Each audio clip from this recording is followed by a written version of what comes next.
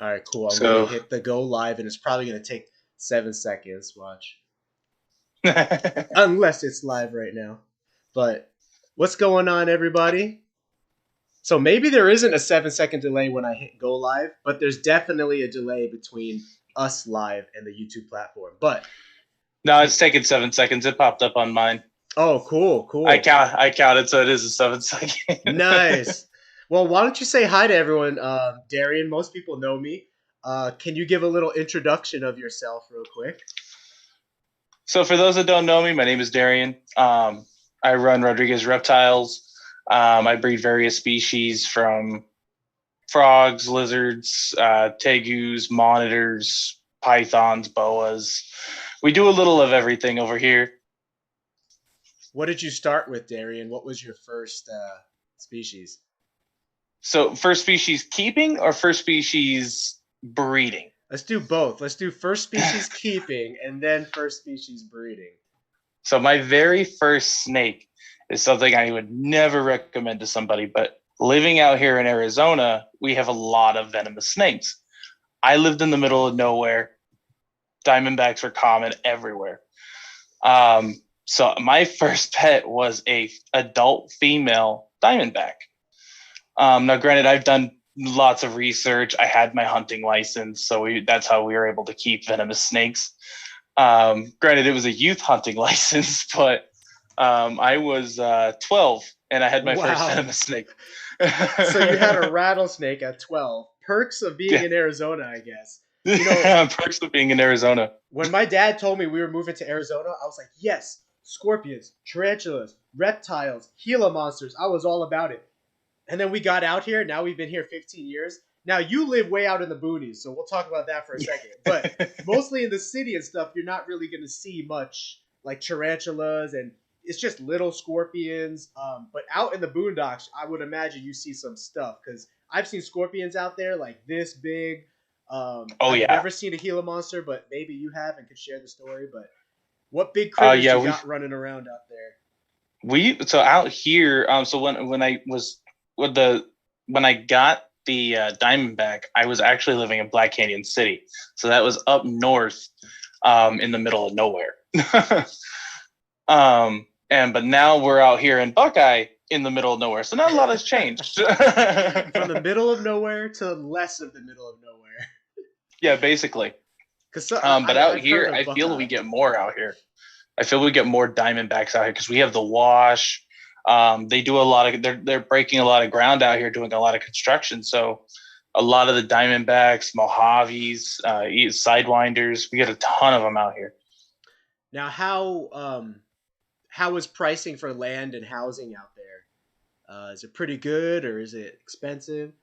It was pretty good a few years ago, and then it just skyrocketed. Um, or a lot of people from other states were selling their homes, and then moving over here, and it's just raised the housing market a couple 100,000. There was a house for sale, up the road from me about 2 3 months ago, and they wanted it was a four bed 2 bath on a completely fenced in acre and a half for 75,000. It jumped from that to 400,000. What? Oh yeah, and it sold quick. Man.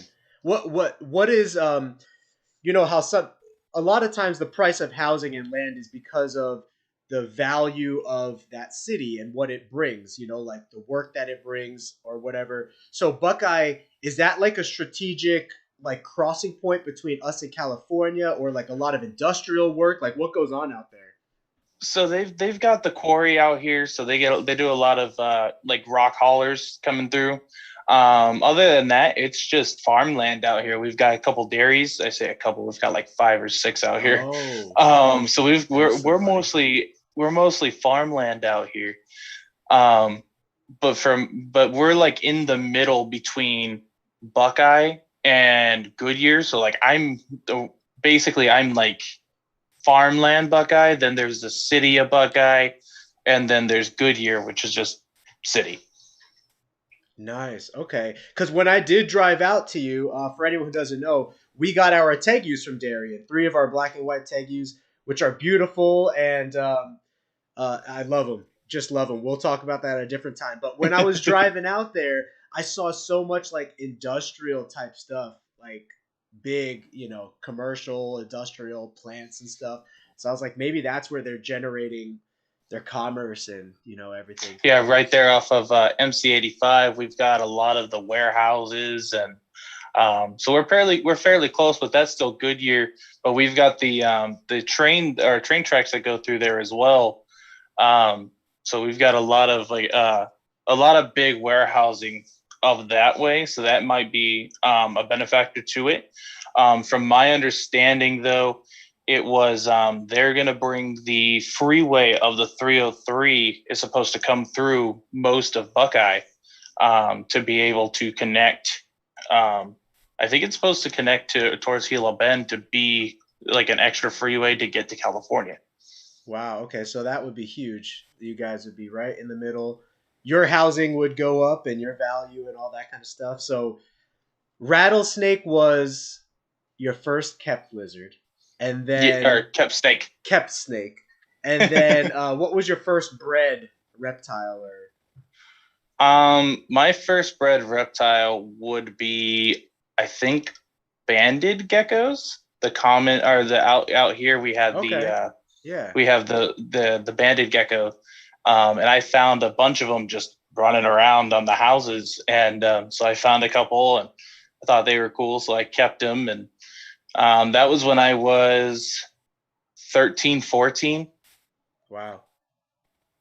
Yeah, I just started breeding some banded geckos right now. They're kind of a cousin of the leopard gecko because they're one of the few gecko species that can actually close their eyes. They have eyelids similar to leopard geckos, They're both from kind of dry desert-like environments. So take a look at the screen right now. You see the background right now? Oh, yeah. So check out, I'm going to change it here in a second, 7-second countdown till it switches. But this will be our little slideshow, and it's kind of cool. I wanted to ask you about this little symbol right here. I found it on your Facebook page.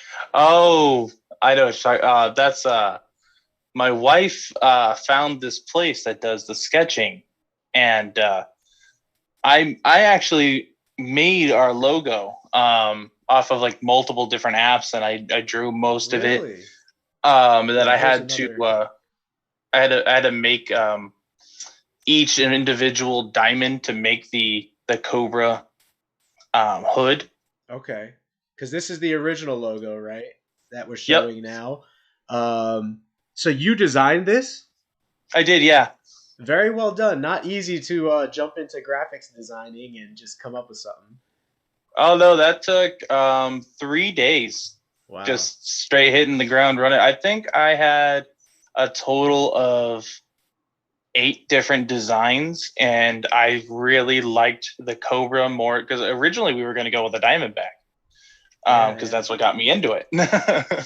But I have one of my favorite venomous species is the Cobra and the Gaboon Viper.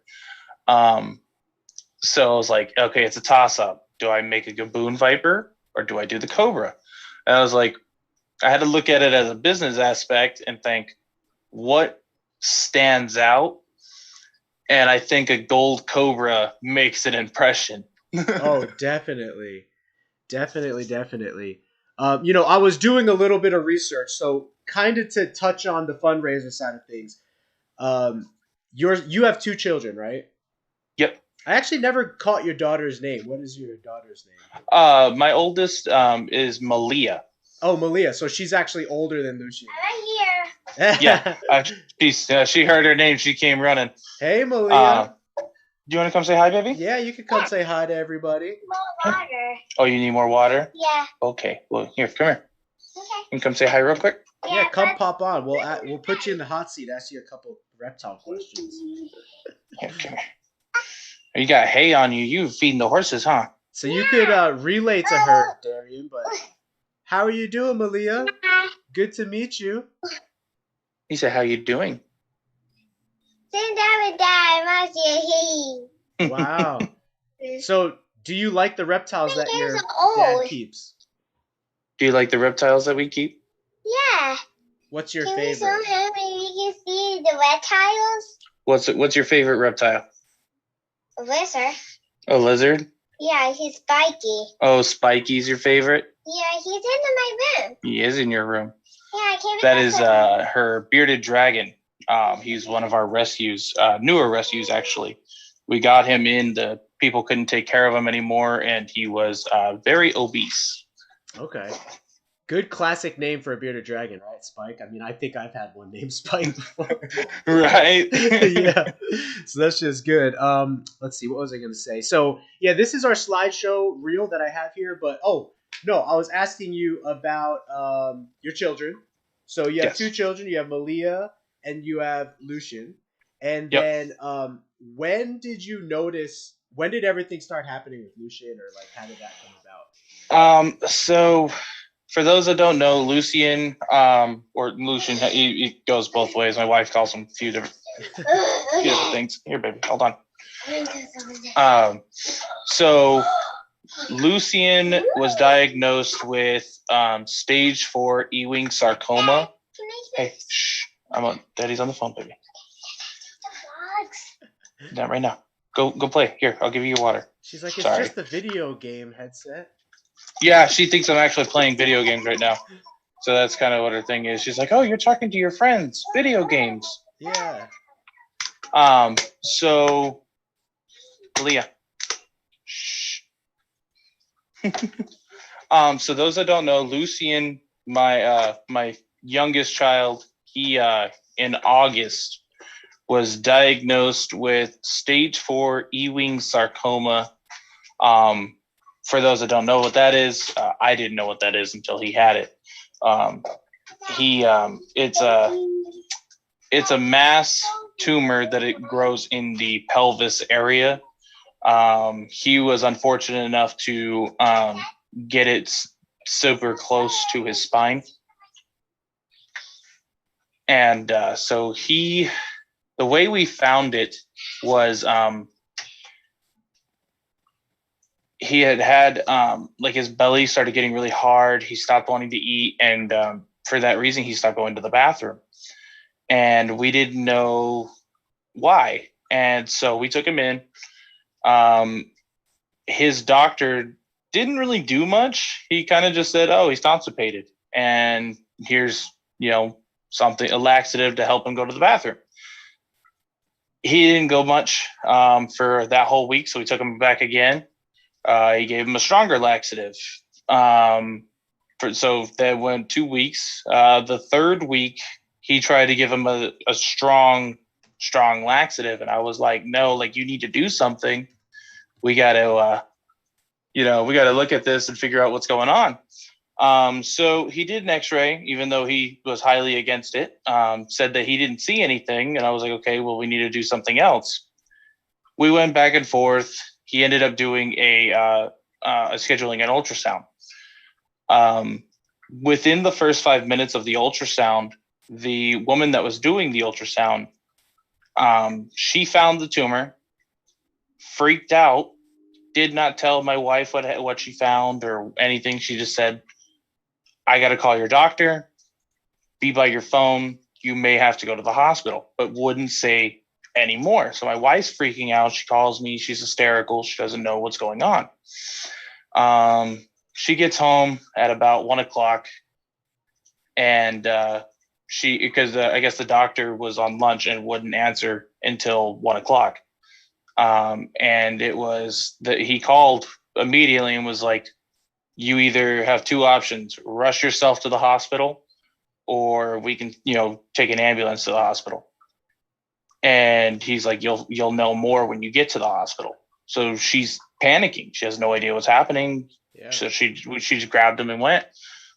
He was there for 4 hours. She made an hour drive because we're in the middle of nowhere, and the hospital they told him to go to was about an hour away from us.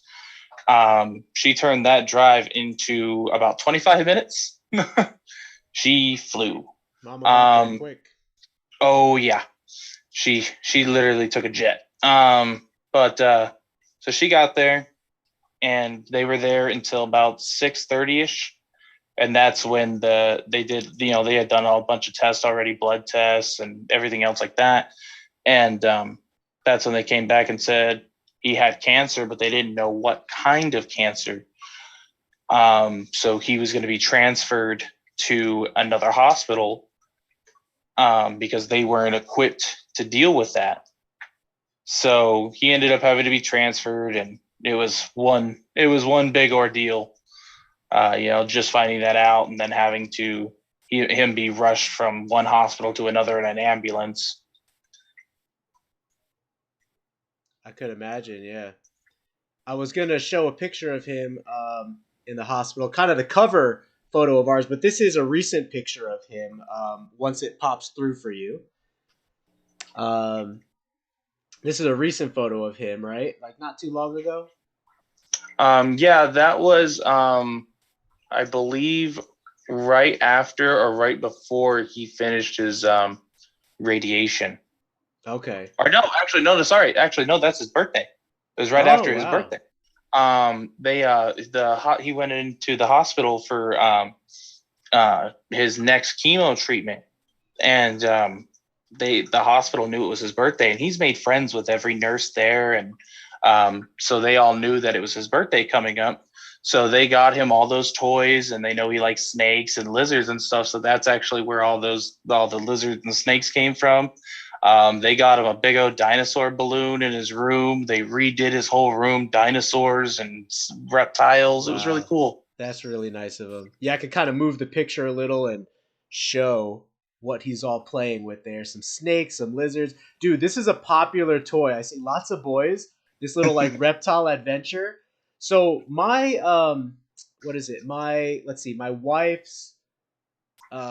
my wife's sister's son, so my nephew-in-law, whatever you want to call it, nephew, he has this giant jar of bugs and then another giant jar of dinosaurs. And I was, thinking back, like, what got me into reptiles? I remember that before I was into reptiles, I was into dinosaurs, and then it was like a natural progression for me.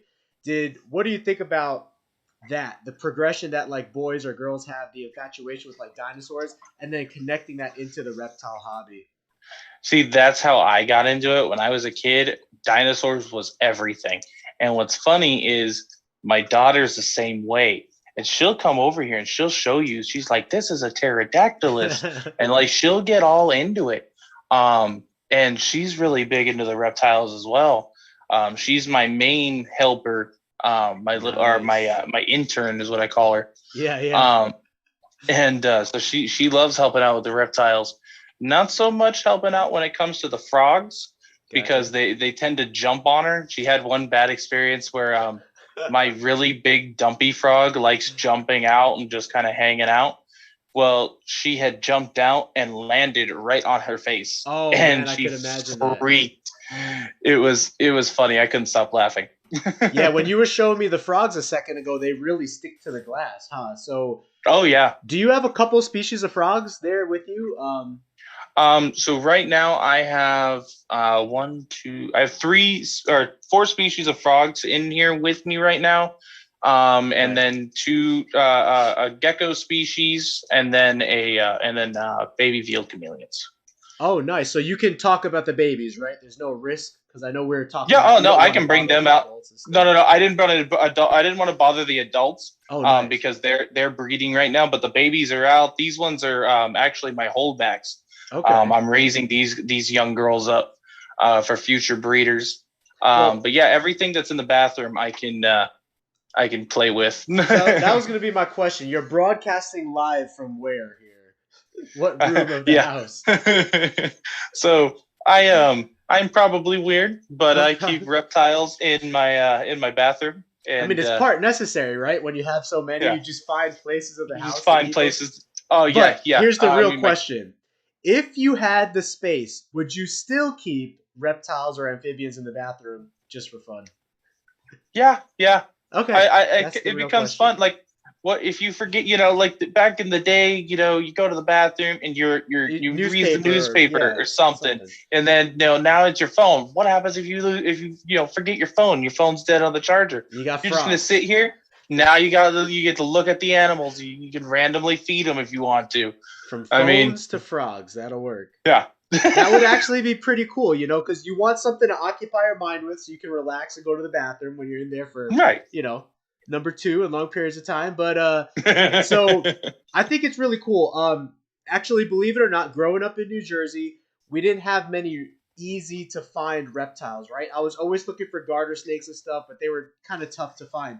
But what was easy to find was salamanders. And so the first species that I really grew an infatuation for in my reptile addiction hobby, you know, infatuation, was really salamanders. So, but after that, I never really got too deep into amphibians. So I'm actually interested to learn from you a little bit more today about frogs and amphibians, and then also those veiled chameleons, because that's another species I don't work with too much. So maybe we could start with one of the species of frogs right now, and then throughout the show, we can just kind of go through the different species you have there with you.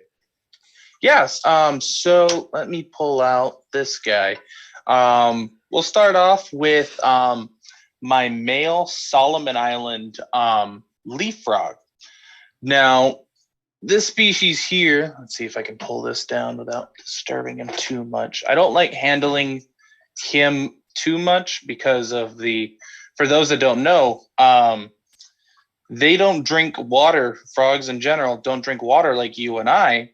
They absorb the water through their skin. So that being said, they can also absorb the oils and stuff from your fingers, and it's not entirely too good for them. The larger frogs can handle it, like bullfrogs and stuff, because they have like a nice slime coat, so it really won't matter to them.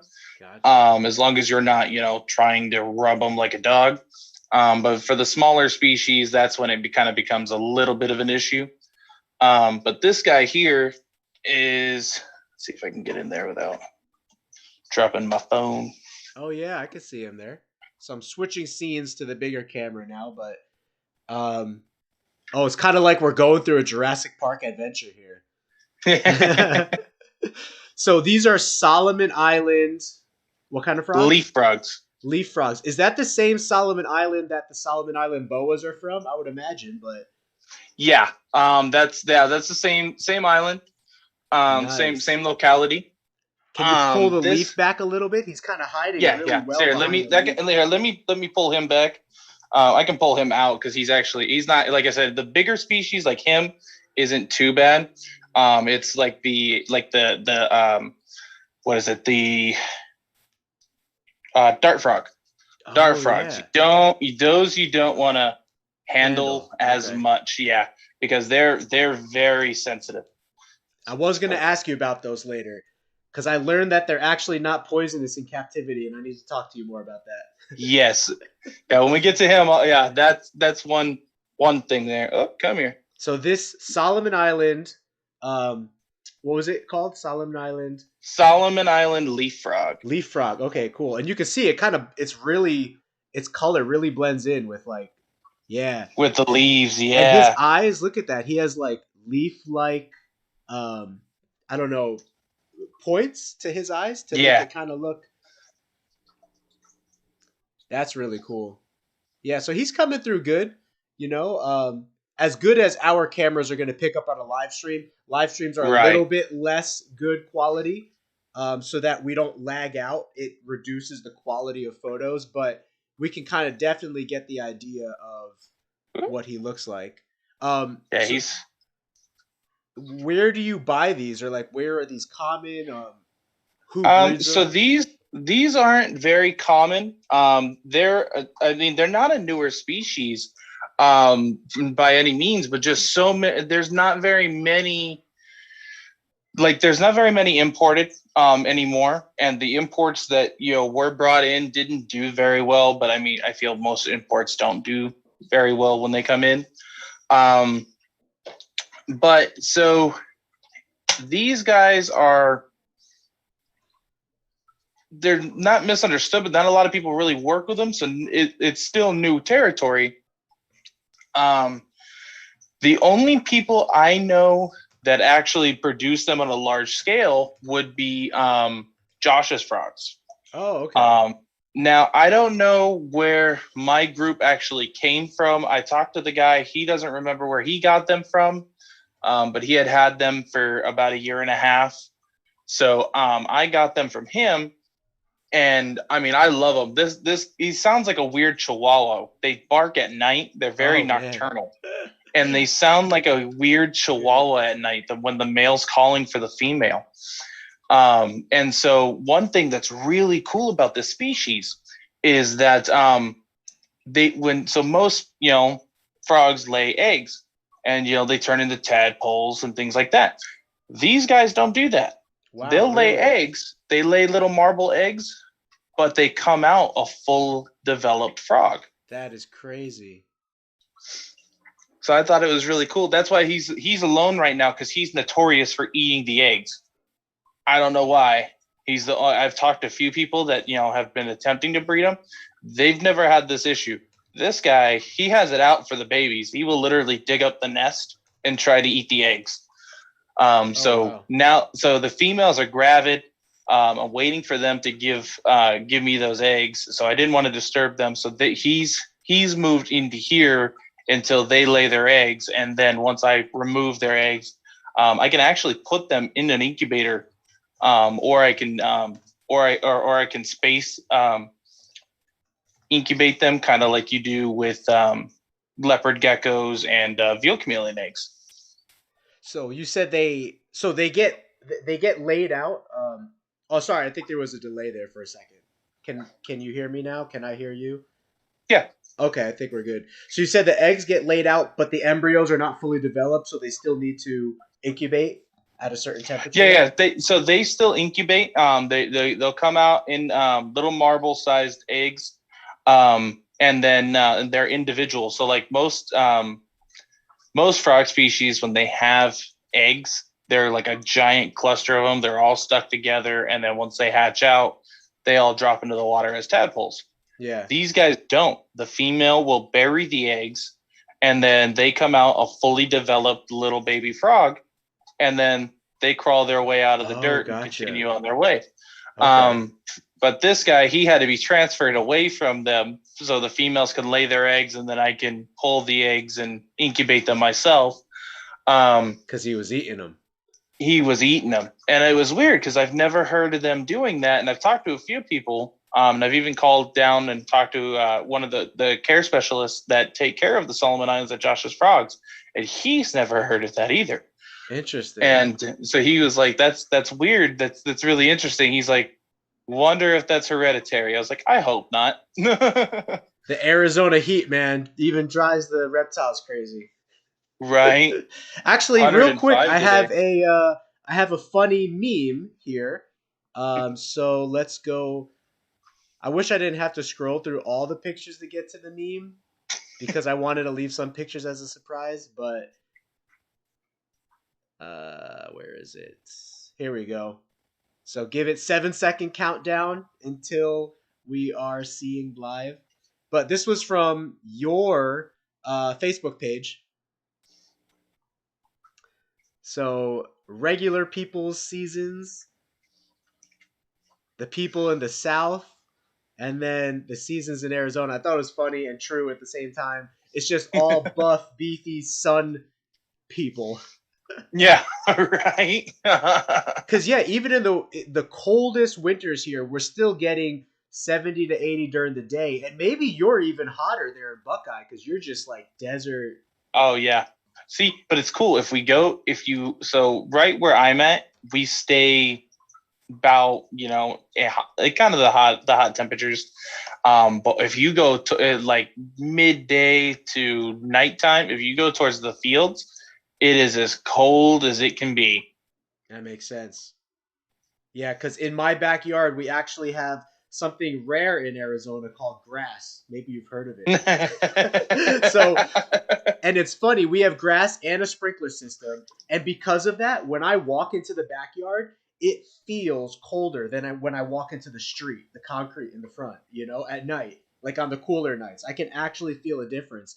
And so that's one thing that I wanted to be aware of brewmating the tegus this year is because I have grass and stuff, the backyard can get significantly cooler than maybe a more desert-like environment. But we will talk Right. in detail about tegus on a different day. But we just looked at the Solomon frog. Are you able to turn the camera to him again, so that anyone just popping in? Let me pull him. Let me pull him back out real quick. He's just staring at me now. Oh yeah. Come here, buddy. So you have the females in a different environment then for now. Yeah. This is his temporary enclosure. I just kind of put this together just because I didn't want him eating the eggs if the females decide to give me their eggs again. So I didn't want him digging them up and finding them first. Gotcha. Let me see. Come here, buddy. And do you happen to know the scientific name of these guys by chance? Look at that. Oh, he can jump. He's got hops. Let's see if they can pick it up there. So really cool. Yeah, I feel like I've seen those in magazines, but not too much in the pet trade. Yeah, they're not very common. There's only one pet store in Arizona that got them in, and it's because I requested them. Wow. So pretty cool. So that's one of the species of frogs that you have. One cool defense I forgot to mention. Okay. Their head. I know it's shaped weird, like a leaf, right. But if you look here, sorry, my thumbs, or I got big fingers. On the corner of their jaws are very sharp. Oh. And same with the point of their face. So if something tries to bite them, they thrash their head back and forth and will stab those barbs that they have on the side of their jaw into you. No kidding. Good defense mechanism right there. Not poisonous though, right? Not poisonous barbs? Not poisonous. Nope. And then these guys, they live on a pure diet of crickets. That's all they want to eat. And they do fantastic with just crickets. Okay. And with that, they only eat at night. They won't eat during the day. Really? That is interesting. That's the only time I've ever seen them actually hunt is at night. And it's funny, like even during the day, if like you think they'd be opportunists, right. Where like the female would have one crawl on her face, and you think she'd just open her mouth and eat it. Not even interested. Okay. So what's the basic care of them? What do they need? Like, how do you keep them alive? So they're good between the 70s and higher 70s, lower 80s temperatures.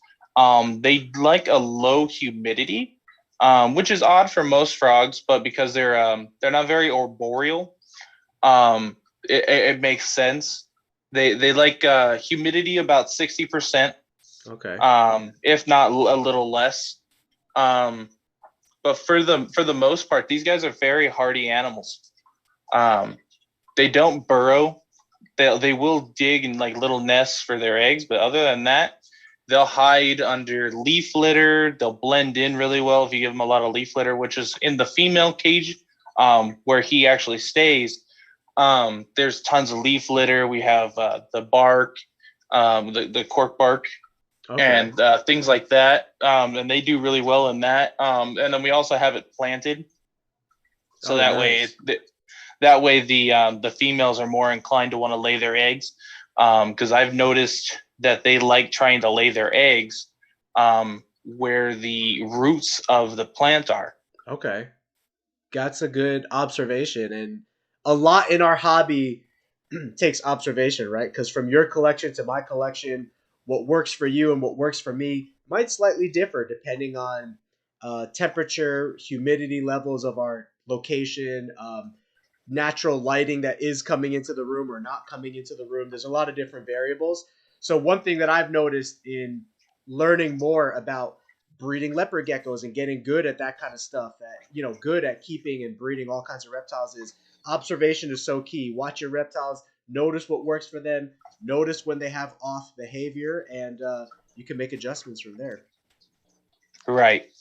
And see, especially when it comes to like certain species like them, where there's not a lot of information about them, you definitely have to keep an eye on them for just the slightest sign, especially if it comes to being stressed out, or, if something could be wrong. He actually might croak right now. He's sitting there staring at me, and I see him kind of kind of Nice, huffing and puffing at me. getting He ready to make might a croak. noise, huh? He might. If he sounds like a yipping chihuahua, I swear. It is That's the weirdest crazy. sound I've ever heard a frog make.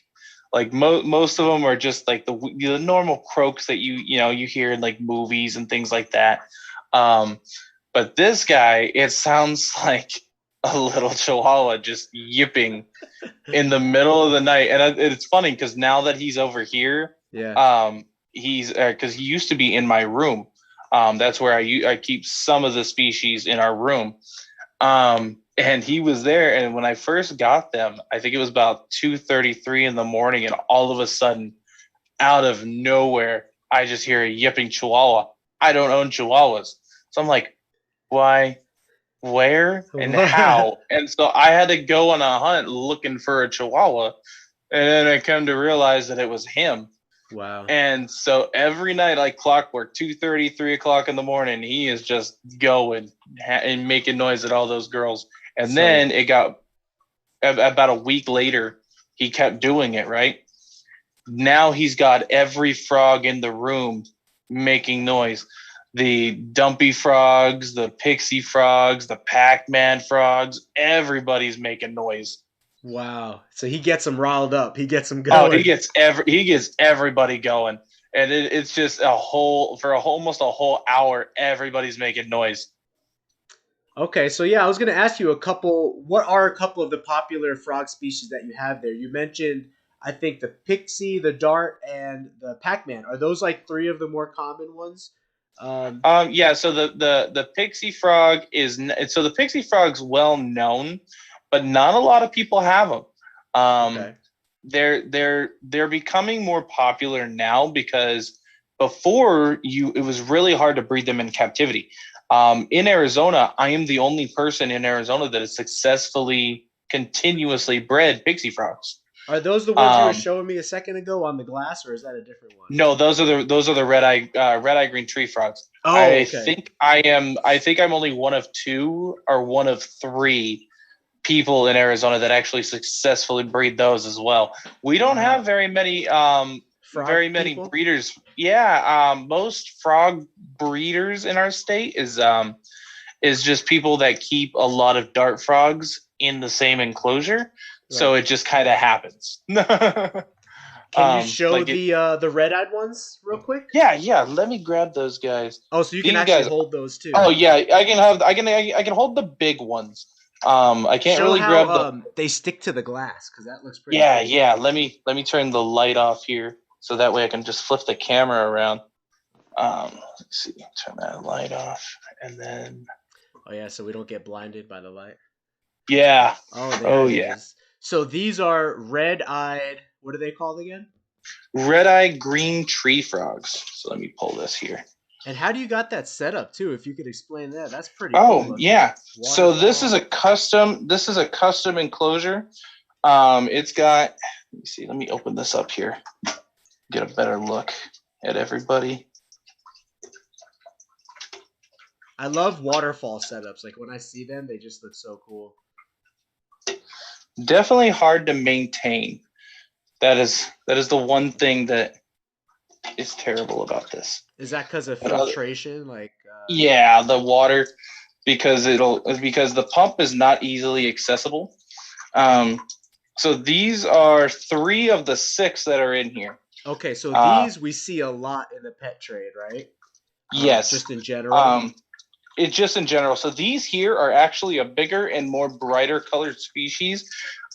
These are Costa Rican locality. Okay. Now, how did you get into frogs and amphibians? Because it's a little bit different than reptiles and snakes, which you can handle and have rough skin. Whereas amphibians, you can't handle as much. They have smooth skin. It's just a different care. What allures you to the amphibian realm? I thought their hands were really cool. Oh, here's one that's awake. He's my little guy. Wow, he's cool looking. That picture's coming through really great, by the way. Sweet. I was hoping so. And then there's always so you could just keep a bunch of them in a cage like that? Oh yeah, they're very communal. Oh yeah, look at that. You got like 6 of those bad boys in there, huh? Yep, there's exactly 6 in here. And this is one of 3 of my enclosures. This is just the one that. You can keep males and females together. Yep. There's 2 males in here and 4 females. And then where do they lay their babies? Like, how do you find their babies? So these guys will actually lay them. Actually, that might be eggs right look at there. that. Right on the glass, huh? Yep, they'll lay them on the glass, or in corners and on leaves and stuff. So that way, they turn into tadpoles. Gotcha. So when their babies hatch out, they shoot straight down into the water. So they'll slide straight down the glass and right into the water. Perfect setup then. Yeah, so that's why they're in this one. I like the low water. That way it's not like super high, because I don't want to like suck up a baby. No, unless you want to come on. So I got my wife's gonna hop on with us here, Darian, if that's cool. Perfect. I want to ask you a question, and then I feel terrible, but I got to run to the restroom real quick. I'll be back in 2 seconds. But I want to ask you a question that you could kind of talk to the people about. What are some cool things that you like about the red-eye frogs? And if someone wants to get some or learn more about them, where can they find more information about that? If you could kind of talk about that, and I'll be back in 2 seconds. Yeah, I can do that. So these here, like I said, are the red-eye Costa Rican locality. Now, the Costa Ricans are a lot more, you can see there, the bright blue. They've got the colors coming in on the side. And I feel their eyes are more red than in some localities, their eyes are more of an orange color. But you guys can find these almost everywhere. A lot of pet stores have them. Now, you just got to make sure you ask the right questions. Are these captive bred? Are they wild caught? These guys here are captive bred. The one thing you have to watch with them is some look like this is a male right here. That's about to probably jump on my phone, which will be more of like a scare cam. But for these guys, their care is relatively easy. They like the upper 70s to low 80s. And then they're mostly nocturnal. So that's why like this one here is still sleeping. Doesn't even care that I'm here. That's how well adapted they are to me coming around and taking care of them. All right. But I'm back, Darian. Just wanted to say. Hey, you are. So one thing I find really cool about these guys is the way they keep their eyes open or even while they're asleep. But they have this protective layer. I don't know if I can show it with this. Oh, that's a good photo visual there. So like camels, they have like these weird eyelashes that are like a membrane. And it's cool because it covers the entire part of their eye right there. I'm trying to get it to show up on camera, but it's really hard. Yeah, it kind of looks like it's covering the eye a little. You can kind of see it on this guy here. You might be able to see it on this guy. It's just a very thin white line that cover the eye. Wow. Is it just on there always, or like only when they blink, or only when they close their eyes to go to sleep? Like that guy. Like that guy. But when you open their eyes, they look just like this. Yeah, I was gonna say on the ones on the glass that are sleeping, their eyes aren't as bright, but then these ones, like, they shine super red, super bright. Look at that, huh? That's pretty cool, huh? Wow. Yeah, and they suction. Cool. Then they suction cup themselves to this. Now, I'm not sure what this is. I can't tell if those are eggs or not. I'm not going to mess with them just because I don't want, if it's the starting of it, because they were attempting to breed. So how does breeding look, and how does it go for these guys? So this here is a chunky female. This male would jump on her back, and it looks like she's giving him a piggyback ride. And he will literally it's not a piggyback ride, and he will bear hug her, and she'll just climb around and let him do his thing with him on her back. And then eventually she'll just lay all those eggs right here under her, and she'll just leave them there. And then once they're ready to go, it takes about a little over a week for them to hatch out into tadpoles. That's quick. That's quicker than Oh I yeah, thought. it's really quick. And then they'll just shoot out all the way down and drop right into the water. So what you're saying is, if you're into instant gratification, tadpole bearing frog species might be what you want to get into. Definitely. And so but the only thing that's hard is trying to mimic the try to getting them to breed. So they breed in the rainy season, which is really hard to do for Arizona because we don't get much rain. Right. Yeah. So if you mimic that in their tank, do they still sense that it's not the rainy season? Some do. Some do. So these ones are captive. These ones are all captive bred. Okay.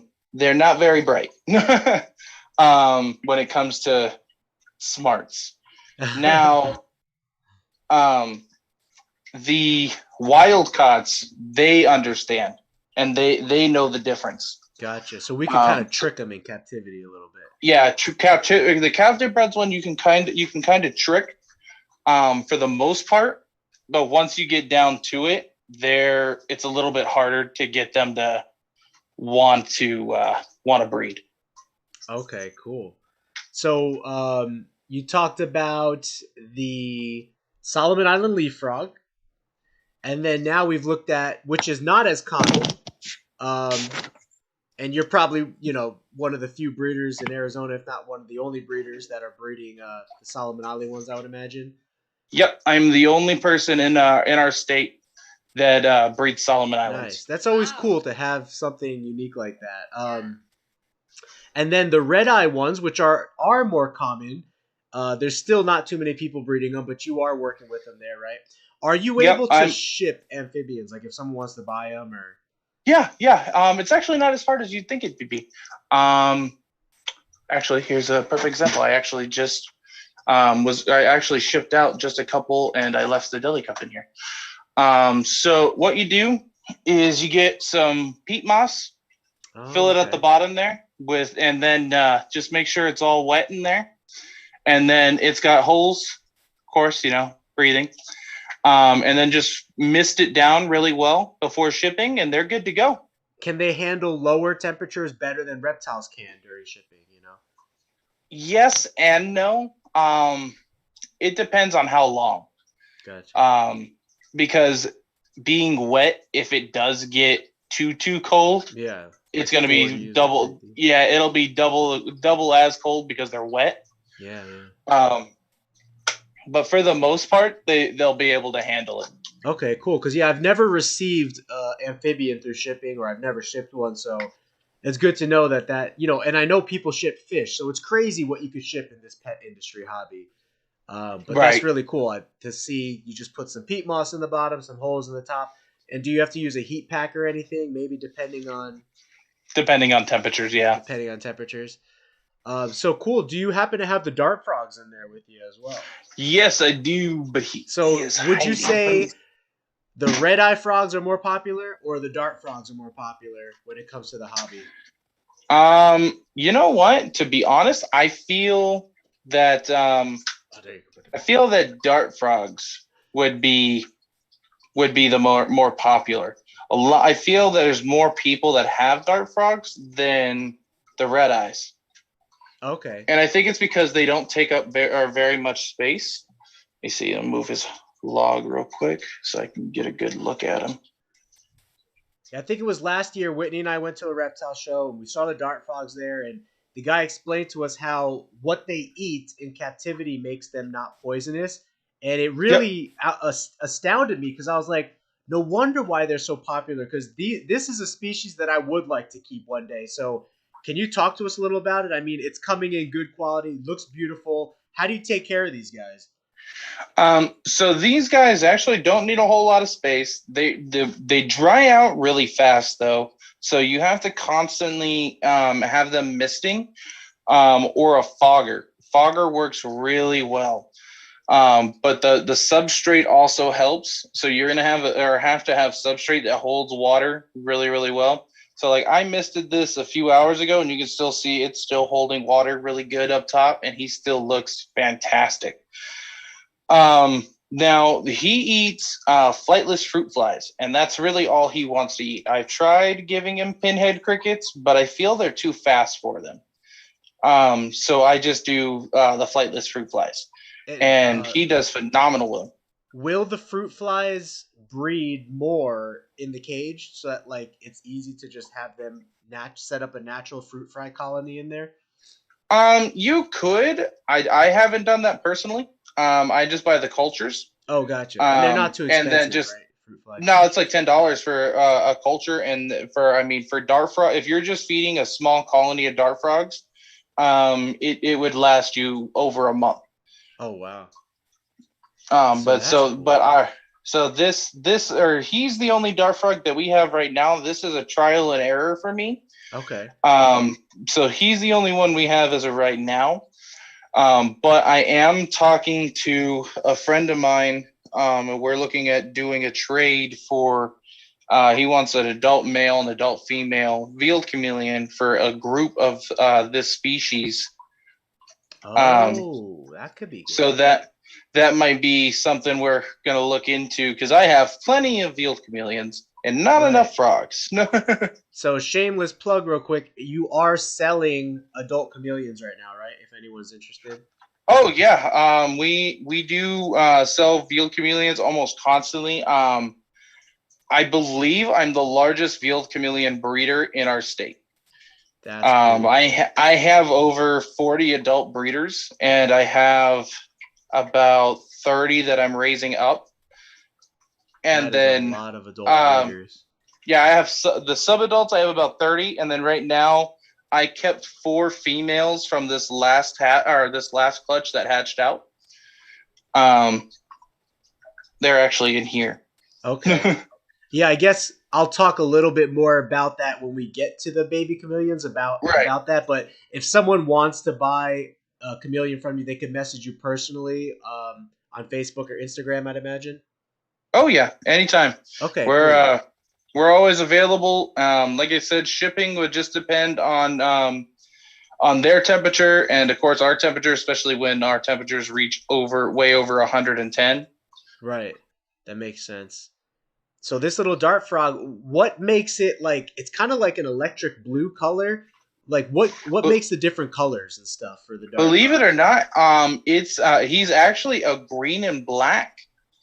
But it's the way he feels, kind of like chameleons, how they have changed their colors, their emotions. So for him, he changes his colors mostly because he's alone. I've noticed they don't like being alone very much. I think they're very communal animals. Yeah, he changes his colors. Sometimes he's like a really bright green, and sometimes he turns into like a sky blue or like a teal color. That's cool that they change. Is it now? What makes one red versus green versus yellow? Because there are different base colors, right? Yeah, there's different localities, different subspecies. There is, from my understanding, they're not morphs. They're all different species of dart frog. Just like there's different species of chameleons and different species of leopard gecko. Yeah. They're cousins, but they're not the same. They have what's called crossbreeds. Okay. And that's the only specification that I'm aware of and I guess apparently it's highly frowned upon in the dart frog community to keep various species of dart frogs, even though they're from the same locality or, of the same size or even the same gender of just being females.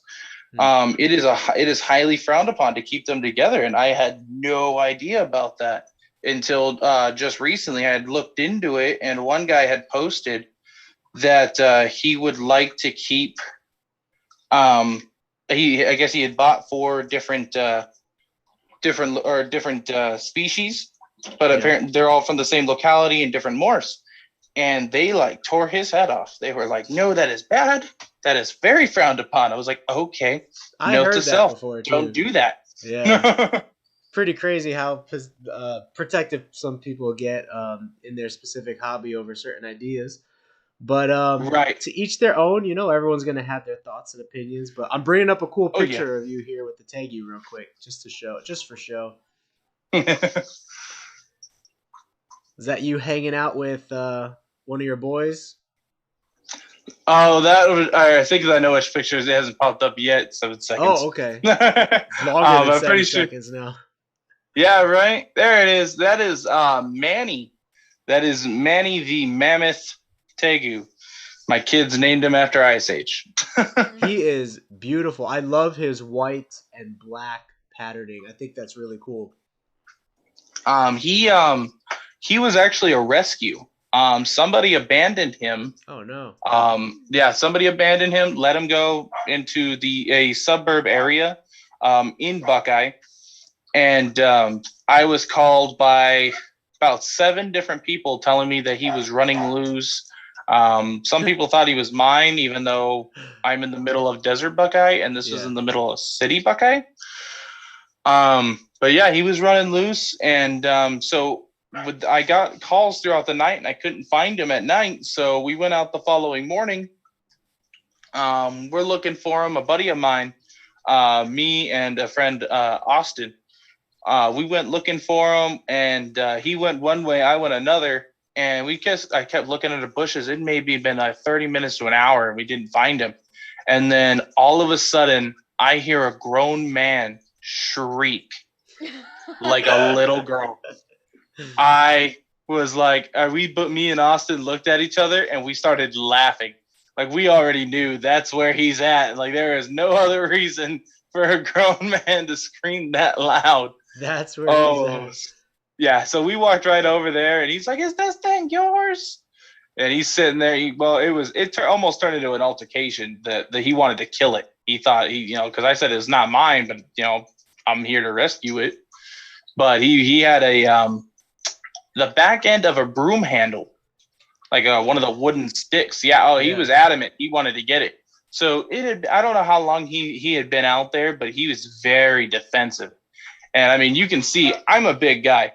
I know I'm a fat. I know I'm a fatty. So you can see he's as big as I am.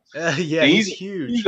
He's a big guy. So he's sitting there with his mouth open, lunging at me and being very defensive because he was cornered at that point. And guy was just screaming at us to, get out of the way. He's going to beat it. He's going to hit it. It got to the point where, he kept raising this big stick behind me like he was going to hit me. And so I kind of got up and got into guys I got into his personal space. And it wasn't pretty. I kind of yelled at him to back off. And it was funny because he looked at my friend Austin. My friend Austin's, he's like, I'm out of infantry. I'm not going to touch him. He's like, I know my limits. I'm not going to get thrown like a rag doll. He's like, I'm not helping you. So the dude, he's like, whatever. Yeah. Oh, yeah. And so I was like, you need to go inside. You're making things way worse. So once the guy went back inside, of course, he had a lot to say about it. When he went back inside, the Tegu calmed down pretty quick and let me pick him up and realized I wasn't there to harm him and I was there to help him out. And he chilled with me on the ride home. He just laid up on my shoulder. And that's his favorite place to be. Wow. Aww. Wow. Yeah, it's pretty amazing how some of these larger Tegus, they just have such a calm demeanor to them. Some of them are super flighty, super wiry. You know that because we work with hundreds of them. But when you come across the ones that are just really, really calm, it's an amazing quality that they have. And we have a boy that we got from you that is just as calm as this guy. So really nice. Sorry, my daughter walked in. Oh, that's cool. What was her name again? Malia? Malia. Yeah, Malia. She came over. She came in to give me mail. She's like, it's for my brother. I'm like, okay. It's from Lucian, or it's for him. It's probably another hospital bill. It looks like another hospital bill. So the bills are coming in heavy for you guys, I'd imagine. Oh yeah, I mean he's got 2 insurances, but they literally don't cover anything, and it doesn't help that his doctor is keeping them there for reasons that even the insurance and the nurses say is not medically necessary. So then it falls straight to us. And I've been disputing a few of them for the fact that he's forcing him to be there. Yeah. And there's no medical reason for him to be there. Like right now, Lucian had surgery this morning. They put him a PICC line in. That was the picture I sent you right after he had woken up. I have it. I'm from gonna surgery. Show it here. But yeah, go ahead. Surgery. Yeah, so he just finished surgery. They had to put in a PICC line. For those that don't know what a PICC line is, it'll show here. That tube goes into his bicep, into a vein that leads from his arm to his heart. So that way they can disperse medications and things like that through the PICC line. He actually got it today because he's going to have to go through 2 more weeks of radiation. And this time, instead of the laser particle type of radiation that they did on the tumor, they're going to do general radiation on his chest because the cancer spread to his lungs. So they're wanting to make sure that they get every single cancerous cell with that general radiation. So that way, sorry, my phone's all going nuts right now. But no, so they're it, right? Kill the so that way they enemy. can completely get it out of there. Because he basically, the cancer that he has when he going into this, he had a 15% chance of actually making it to the point that he is right now. Wow.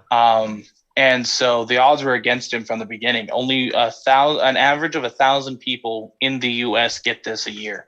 And that's just average. From talking to his doctor, he was saying it's way less than 1,000. They took that average from years ago. And so he's saying now it's more like a couple hundreds. He was saying that get it on an average a year. And that's just U.S. cases. And that's sarcoma, you said?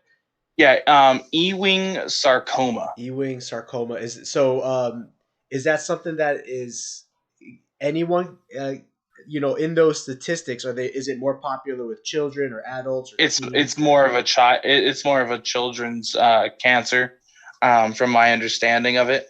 Okay, and what do they say causes that, or It's just something that it's just like any cancer. It's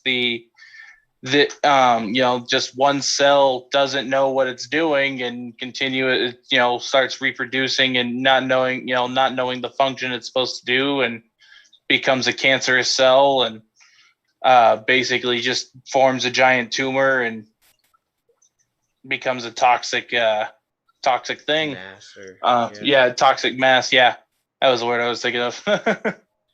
Well, we are always praying. Really, definitely. really praying. And I don't know if we've had any donations so far, but I haven't seen any super chat donations, but if you want to help out Darian and what's your wife's name, Darian? Destiny. Oh no, D&D. Yeah. Darian and Destiny with help with the medical bills. You were even telling me the other day any little bit helps for gas and food at this point, just because of the expenses you've gone through over the last year. So yeah, my wife was I'm a stay-at-home dad. I do the animals full time, as well as take care of the kids. So like I said, my oldest is only 5, and then Lucian just turned 3. So I basically raise the kids and then deal with the reptiles. My wife works for Shamrock out there, I-17 area. She hasn't been able to really work since last year in August. She's been on FMLA. So every time she tries to go to work, either they're rushing, he has to be rushed back to the hospital. Lucian had lived at that hospital more than he has been at home since August. I mean, when he was first diagnosed, he was there for a little over a month. And then he was home for maybe a week and a half, and he was back at the hospital for another 3 weeks. And so, I've been able to keep us afloat for a while, because at that time it was, hatching season, had a bunch of babies, so I was able to keep us going.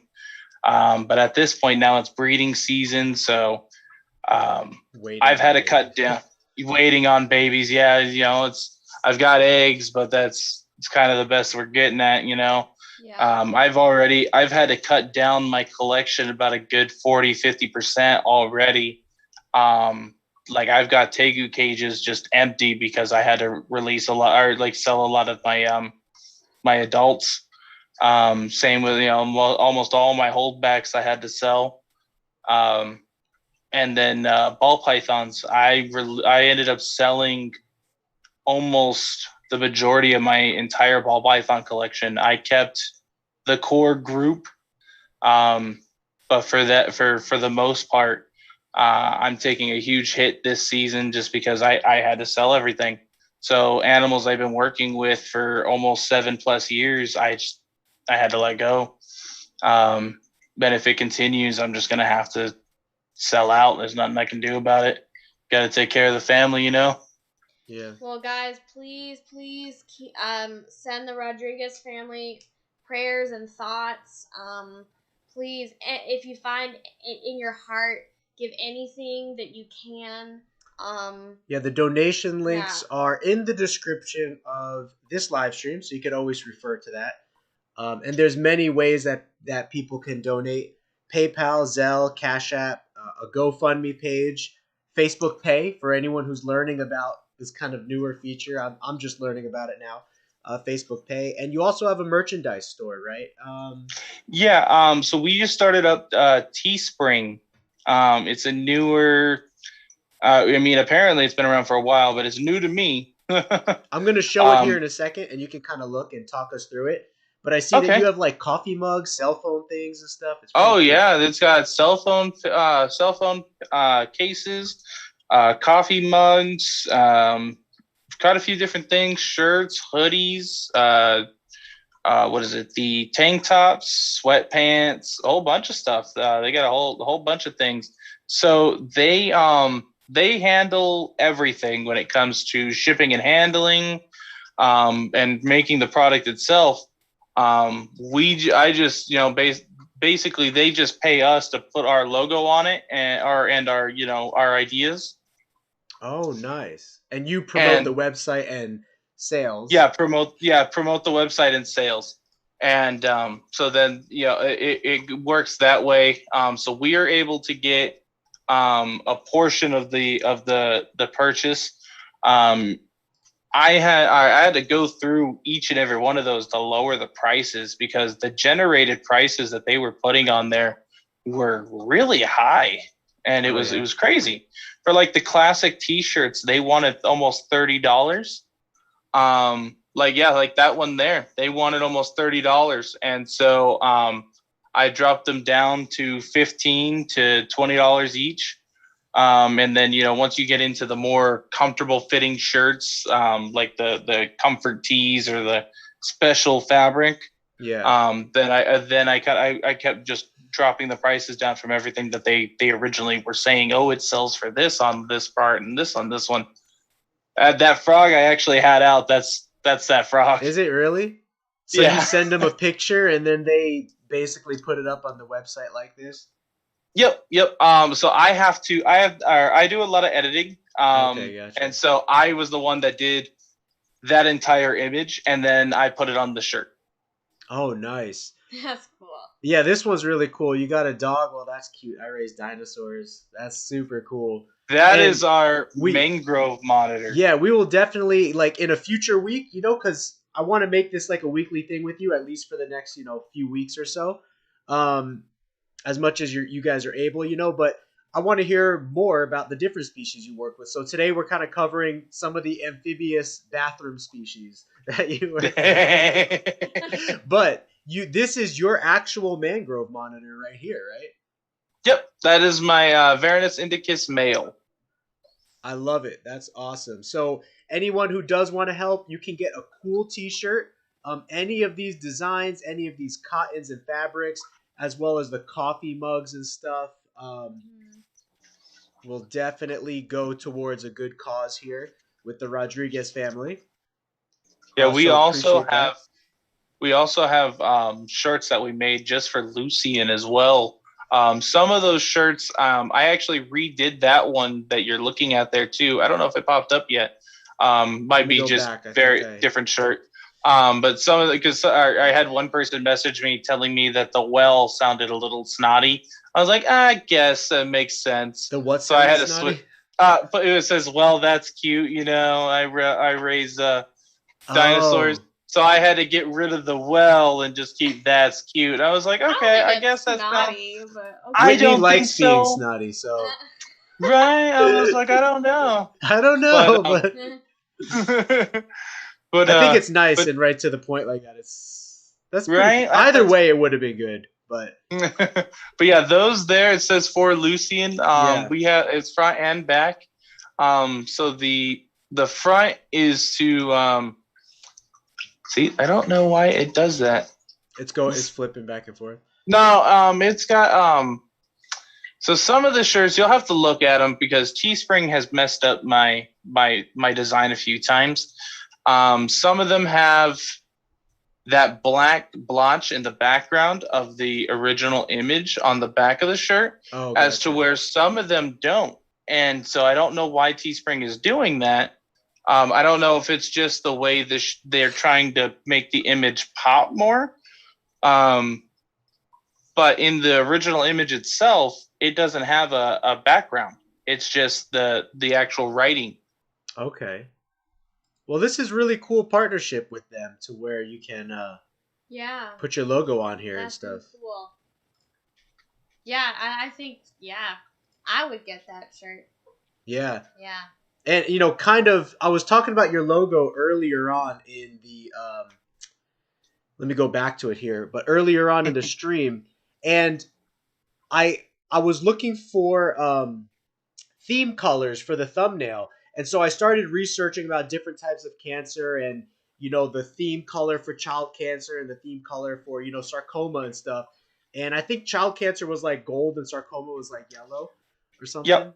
Yeah, they're both either gold or yellow. They're about the same. Yeah. Yeah. And so it's just funny how naturally your logo is like a gold theme logo. And so it's very supportive towards that cause in general. And it's a very easy color transition when you put it on shirts and stuff. It works out really well. Yeah, that's something when my wife had pointed out. She was like, "It's almost like we knew." I was like, "That's terrible." I know. Yeah, I didn't want to put it that way. No, but now that it's happened, now that it's out there. Well, okay, since you said it, no. Yeah, but, right. No, I mean for real though. I mean, cancer is a scary thing. No one wants to talk about it or think about it, but it happens, right? And so I'm just happy that I can kind of bring up a platform for you to talk about a little bit, your experience with it. It's still kind of new to you, I would imagine, that you're only like a year into this, but you have a lot that you can share of just how you guys are getting through it and any other families that are going through what they're going through. And so with you, we're definitely going to spend a few weeks with you and kind of, talking about you and promoting you and stuff. But like I said, this whole fundraiser Friday thing, I would like to take that into the future and other families that are struggling and going through things and just create a supportive community around each other and reptiles to where we could be aware of what each other's families are going through, businesses are going through, and help each other out, So glad that we could do that with you. And, my grandparents were obviously a lot older than Lucian. But I had my grandfather passed away from Hodgkin's lymphoma, and my grandmother passed away from lung cancer. So, I mean, I don't understand exactly what you're going through as a parent, but I've been touched a little bit by it, and I know how, like he said, how scary it is. I'm definitely sorry for your loss. That's like a, definitely a tough thing. And that's one thing that, I was definitely worried about for a while. Yeah.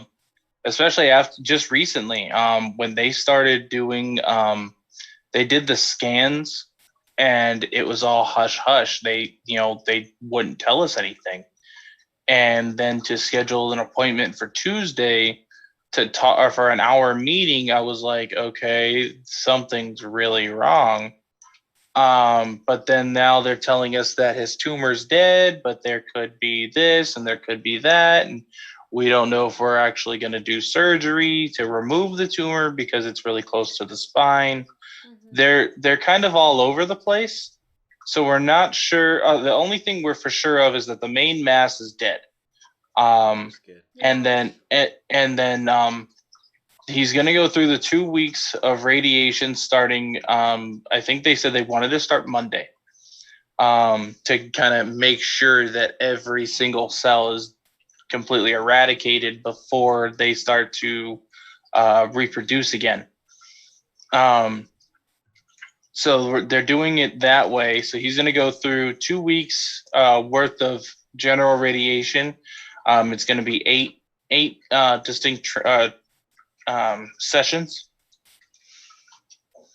So we're hoping for the best on that. We won't know, and then they're saying we won't know more about it until after Tuesday, Wednesday-ish, about what they're going to want to do, if it's going to be surgery to remove it.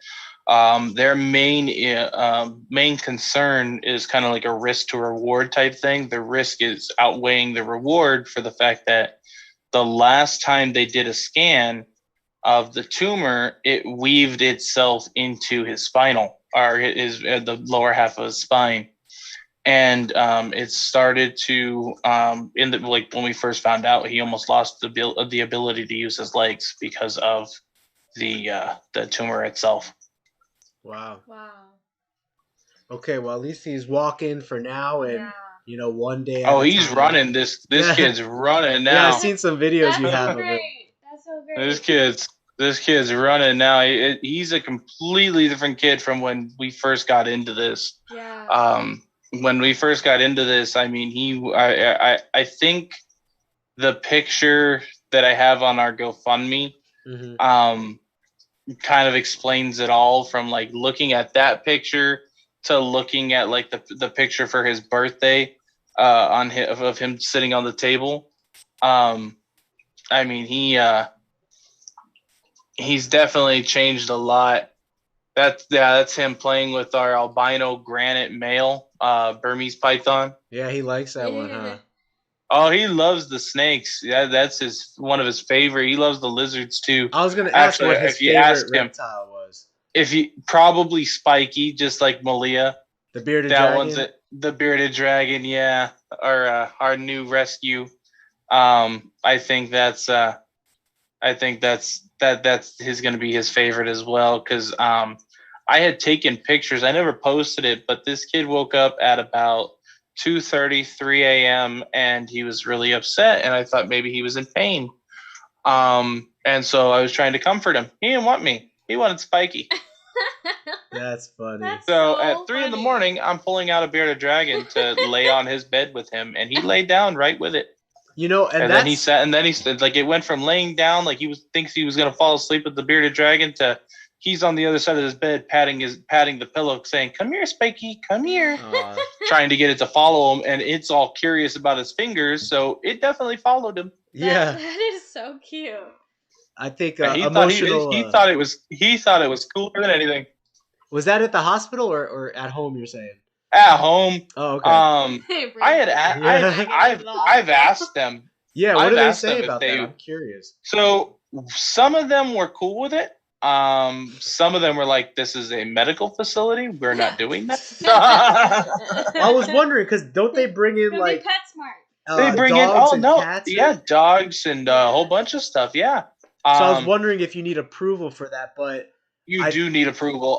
They're actually, so I had talked to because a lot of them had looked me up. You know, a lot of my shirts are my business shirt. Yeah. I'm a big hefty dude, so finding clothes So for it's me good is display. kind of hard. Yeah, well, I mean, I'm a walking billboard as Good well advertisement. as like most of the shirts that I buy for myself are like plain shirts. So I have a local woman who was doing my business shirts for a while. So she basically just slapped my logo on a ton of black work shirts, and you know, I had to get 4XL. I'm a big guy. I have to accept it. And so I was like, I'll be my own big advertisement. Who needs a billboard when you're as big as me, you know? I'm big shoulder wise, and I'm 6'1". If that don't stick out, I don't know what does. Yeah. So they And, looked you up. They knew about the reptiles, and you Yeah, tried to the- see if you could bring some in. Yeah, I asked him. I was well, actually, one of the nurses bought a red-eyed green tree frog from me, No so I kidding. thought that was cool. Yeah. Oh, that's so cool. And one of his doctors is actually a fan of mine. He follows my Facebook page. Nice. He had no idea that Lucian was my son until I got there, and No I was kidding. spending time. I was because normally it's my wife that stays there. Yeah. You know, she's been with him for the beginning and almost all the way through this. She's demanded that she be there. So I'm like, you got this. I'll stay home and deal with the reptiles and deal with Malia and all that. So when I get there, she wanted a break and wanted to come home and just be away from the hospital for a while. He'd been there for a couple of weeks. So I was like, all right, I'll stay the remainder of the time. He read my shirt and he's like, oh, are you a fan of them too? And I was like, fan of who? Fan of who? And he told me, he's like, oh yeah, I follow Rodriguez Reptiles on Facebook and all this other stuff. I was like, oh really? Oh really? And I was like, that's cool. That's cool. I was like, I wanted to like see like how he would react to that. So I wanted to hear like what animals he liked and stuff. So I was asking him like just a few questions of what he liked about my page, what animals he liked, and he told me. So then he was like, well, he never answered me. Like, what? He's like, are you a fan? I was like, no, I own it. That's me. I own it. I am Rodriguez. That's me. And it was cool. It was funny because he like fangirled out. It was funny. Even the nurse lady came in and she had saw it and she like went like was listening to us talk, and he was all, did you know about this? Like looking at the nurse lady, she's like, I kind of knew. Yeah. That's cool. He had an idea a while back, and he was like, hey, like, why don't we bring reptiles to, like, the children's wards and hospitals? Yeah, I want to do that if I can one day, because I think they're a great emotional support animal, just like anything else. Yeah. Well, that's what I was trying to get to. So I talked to him about it. They have at the hospital that Lucian goes to, which is Cardin's Medical Center off of Dobson in the 202. Mm-hmm. So it's out there towards Mesa. So they have an auditorium, and it has a really big stage. And so they were like, oh, well, because of COVID, we can't have you go room to room anymore, like as we would before pre-COVID. I was like, no, that makes sense, And they were like, but we can have, X amount of people come into the auditorium as long as they're, spaced out every other seat type thing.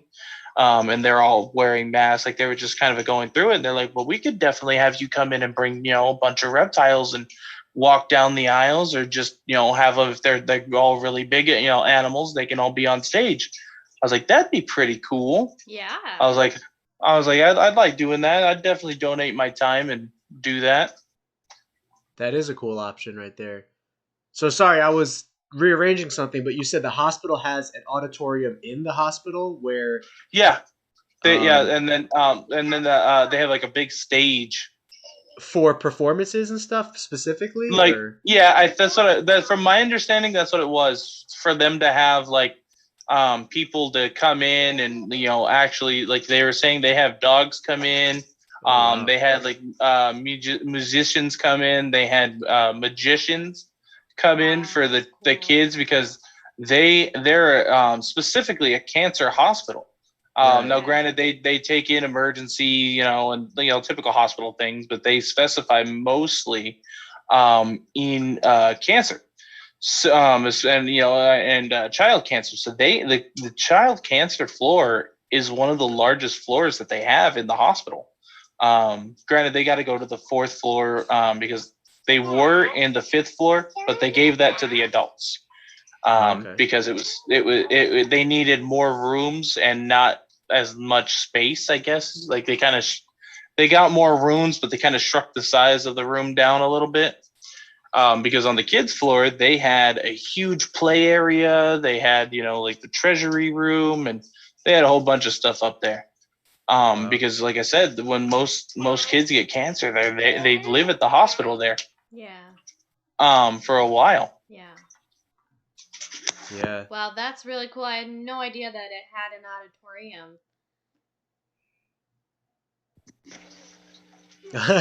Did you have to get off the? I had to yell at Malia. Yeah. She was getting into something, and she knew she could do it. Yeah. Because I can't yell at her. And I was like, when I flipped the headset up, she was like, She knows, uh-oh. huh? She's so cute. You should have seen her earlier, huh? She's all, uh-oh. And She goes, I was like, get out of that. Daddy flipped Just, it. Yeah, she knew that she messed up at that point. But no, she saw it flip over. She was like, uh-oh. And I was like, get out of that. And she's like, okay. I was like, okay. Yeah, so she's like, she goes into like angry teenage mode, and she's like, that's it, Dad, I'm done. And she slams the door. I'm done. Oh yeah, she's 5 going on teenager this one. I can only imagine how she's gonna be as an actual teenager. Oh man, we'll pray for you. Yeah, we'll pray about that too. Yeah. Right. I'm gonna need all the help I can get on that one. So kind of with our last half hour here, can we cover some of the chameleons while we're in the bathroom and talk about that a little bit? And definitely. So yeah, I don't know if you know. Oh yeah, you were broadcasting from the bathroom. Yeah, I here. see. Now she knows because when we were in our 1-bedroom apartment, everything was communal with the reptiles. Even our bedroom, we had stacks of reptiles up in the bedroom. Our bathroom, we would wash the giant snakes in the tub. So we needed another bathroom. Yeah. Let's see. Come here, sweetie. But yeah, I don't really know much about chameleons. When you said you had some for sale, I was like, let me research that. And I was actually talking to Whitney about it. That is so cool looking. Look at it wrap its little tail. So that's Pascal, right? Basically, yeah. Let's see. Picture of Pascal. Oh, okay. I'll show a picture of Pascal from Tangled, Whitney says. We'll put them kind of side by side. Here, jump on this finger. So yeah, whatever information you can share. So this is a young female, and so cute. so I have I started with imports years ago. So mine were all wild caught way back when I first started this, and so here we got another escapee. Come here, little girl. There we go. Now we have 2, and you can see the different colors. You can see one's a dark lime green, and the other one's like a brighter green. Wow. Yeah, wait. Let me switch to the bigger scene real quick. So they do vary in color, just natural variants. Yep, and then they can actually change their colors. If I let's see, there we go. Now it's picking up clearly. Yeah, the right one looks darker. The left one's a little brighter. Well, to our left on screen, but right. But no, yeah. So they actually change color to communicate with each other. Wow. Yeah. So when they're angry, they get really dark. They get really dark colored, almost black. As to where right now they're completely just hanging out. They're not angry. This is their base color. Yeah. Now they also have what they call their fire up color, which is just like, not leopard geckos, crested geckos, gargoyles. Yep. They'll fire up and they'll start showing their bright colorations. Here, let me clean my lens real quick. Maybe that'll help. Maybe the sun in the background probably isn't helping. That plus Yeah, probably if you had a dark background to put it against. Like when we looked at the red-eye frogs, it came out best. When I close the door. I don't know. Yeah, when you were in the cage, like looking at it, and it was. I Oh yeah, think it's because the it's really camera dark in there. view. If you Let me flip the see. camera view, I think it will come through better. You know what I mean? You know what? You're right, because this is the front. This is Yeah, the the front camera versus. yeah. So let me pull this off real quick, if I can. Yeah, because Wrong those hand. dart frogs Not my came. tongue. I mean, not the dart frogs. The red-eye frog came through Red-eye better at frogs. some point. Yeah. Come here, yeah. Come here. Yep, step up. It's just like talking to a They're parrot, so I swear. cute. Yeah, they Let's are see. really cute. What do they eat at that size? Same as dart frogs, actually. Pinhead crickets and The fruit flies. fruit flies. There you go. Yeah, that's definitely coming through better for sure. Oh, we have plenty of fruit flies in our house. Yeah, we do. I think they're coming from the cockroach. Yeah, we're breeding dubia roaches, and I don't actually feed them fruit, but little flies will develop in there. But yeah, that visual is coming through nice. So is this like how old are these guys right here? These guys are only maybe, was it 2 months old now? Okay. Yeah. They grow fairly quick. Look at that one's eye just go crazy right now. Yeah, swirling around. That's really cool. And so the eyes are independent, right? So they Yep, their each brain eye is independent. can literally their brain can literally understand things from two different sides of their body. Is that how it can be interpreted? Yep. That's crazy. Yep. That way they can keep an eye on their predators, or look out for food, any subtle movements. I guess you They gotta key be in when on you're food very.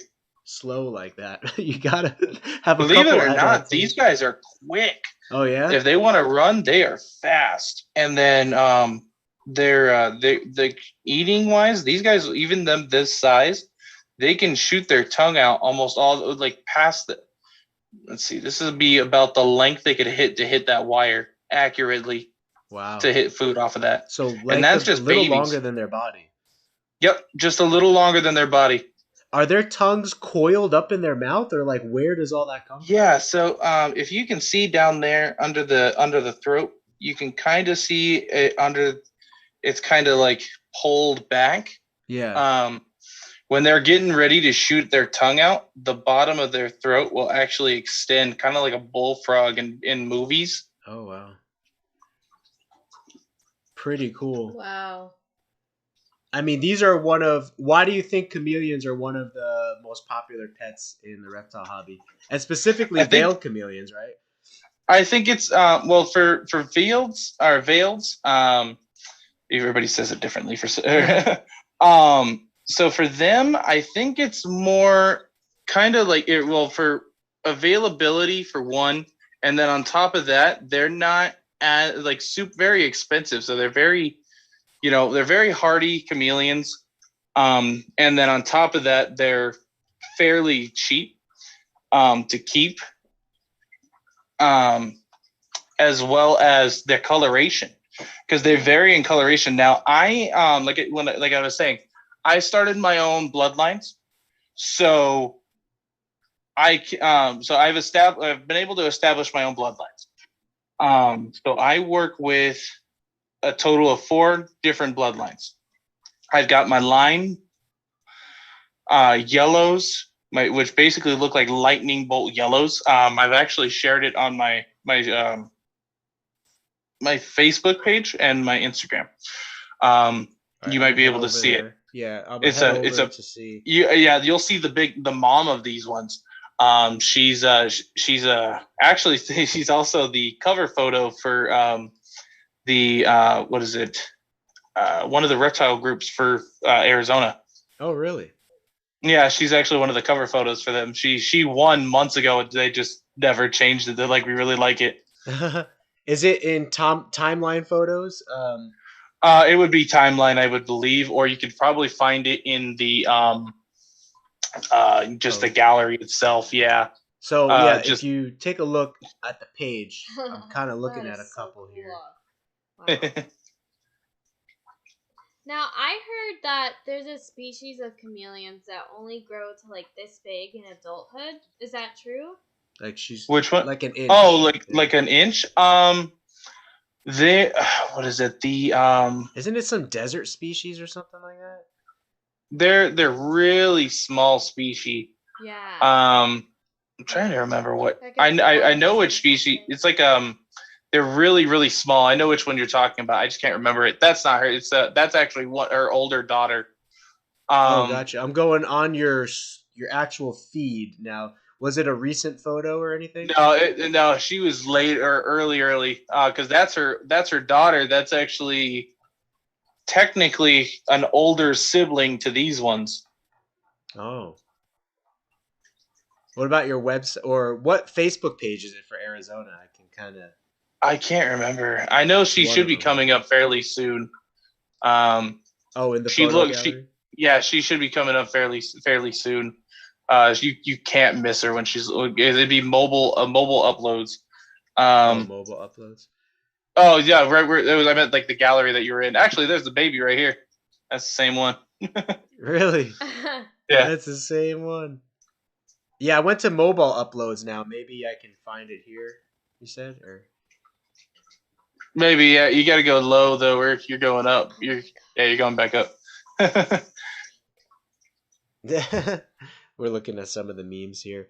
But yeah, let me know if I'm heading the right direction. Yeah, keep going down. You'll see her. She's stunning. Oh, She'll catch your eye. Well, this is a boy, I think, right here actually. But you'll see in a second. I was about to say, yeah, you're 7 seconds behind. Yeah, it's 7 seconds behind the live stream and the visuals on. Yeah. So she's yellow, you said? Yeah, she's a bright yellow. There she is. She's right next to it. Yep. She's a yellow lime with she's right actually, yeah, that's it right here. That's the female. Oh. So she's right next to her daughter. With the big crest is the female, or that one's the male? The tall crest, that's actually dad. Oh, okay. So where was I? Oh, I think I know where. Maybe. Actually, on the live where you were, Yeah. I just saw it. Yeah, so you're 7 seconds or behind. So it was where the two females they were both facing the same way. But Okay, I'm going back to there now. I'll lock it in that spot. So she's the one on the right that's like super lime green and yellow. Yep, with the really bright yellows going down. Yeah. So that's line bred for the best qualities over years of breeding, you said? Years of breeding, yep. My females will rival most males, and my males will rival almost anybody's male. Wow. Yeah, I saw that male lower was super bright. Oh yeah, that male, that's what we call fired up colors. Okay. And so he's showing off for all the other females and basically trying to show off for me. And how long do they also? Yeah, sorry, go ahead. How long do they live in captivity? Or sadly, not very long. Average is only 5 to 7 years. Okay, so it's a little bit shorter. For all that brightness, everything's a give and take, right? I mean, yeah, in this world, so especially with them. So like all my wild caughts that I started out with, they all passed away because they were all adults when I got them. So I got them about 8 years ago, and then everything else that from 7 years on has been captive bred from the descendants of the wild caught. And then I brought in some bright colors from other breeders and kind of been able to work them into my bloodlines. So we've established an orange bloodline, a lime and yellow bloodline, which is what their mom is. That's the lime and yellow bloodline. And then her daughter is a lime yellow, and the dad is the blue and yellow in the left corner there. Okay. With the really big crest. That is so cool. Yeah, I think in a second the dad might pop up, but. Oh, you were when you're on like the large feed, you can see him. It's the two right there on the right, which is the females, and then use the big male on the left side. That's slightly. Oh, he's the big male. One. Yeah, right here. They're really big crest, and he's kind of got some blues going on in there. Yep. So he's my blue and yellow, and then the daughter, which is the one that was right next to him. Oh no, that's a different male, but that's basically the same bloodline. That's my He's my blue and yellow, but he's more yellow than blue. Oh, okay. The one I'm talking about, he's sitting straight upwards, but his crest is double that size. He'll be coming up up there to the left. You're right above the frog. Yeah, I think in a second it's just the time lag, but I think you might see him in a second. I see him. Yeah, I see him right now. Yeah. That's dad to them. Man, those blues are like aquamarine. So if he's like all different colors, what's his mood? Oh, so she's asking about not all of them are rainbow, right? Like not all of them. Yeah, not all of them are rainbow. So those colors that I took pictures of them, they were firing up for the opposite sex or just firing up because they want to. Ladies. You impress each other, yeah. So for the most part, they kind of always walk around like this. Come here, little girl. Come here. Jump. Don't jump. I know you like to free fall. There she goes. So you see how, I don't know if I can, there we go. See how she's kind of just a base lime? Yeah, just the green. Yeah, that's kind of how they are most of the time. Except for the males. The males will have like a yellowish lining. Like you see how in the male on screen, he's got those big bulges or like yellow outlines going down the body. Yeah. That's how he is normal, but just with a lime coat. But then when he fires up, that's when he gets the bright blue and the fire or like the crest starts firing up that color. Yeah, I see that. But when they're angry, they turn almost black. Like, see, I kind of irritated this one, and now he got really dark colored. Yeah. Are they like aggressive when they're angry? To a point. They're more defensive. Yeah. Their breeding is really crazy. So you would think that when you look at it, you're like, okay, she's definitely angry. She doesn't want to deal with the male. Because what they do is it's called shaking or branch shaking. And so it's normally a threat display.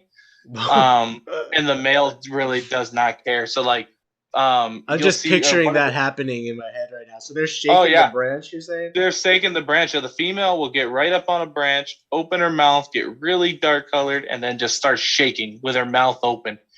And it looks horrifying. And you're like, oh my God, my male's about to get attacked. And the male don't care. He just walks right up there. What is she saying at that time? That she doesn't want to breathe? She's telling him, she's like, who the hell are you? Why are you near me? I'm going to bite you. And the male's like, first. Yeah, the male's just like, okay, you go ahead and do that while I'm back here doing my thing. Like, he just walks up there all gangster-like and does his thing. So it's multiple females in one cage, you're saying? Yeah, so I do one male to 4 females. Now, granted, a lot of people don't like that.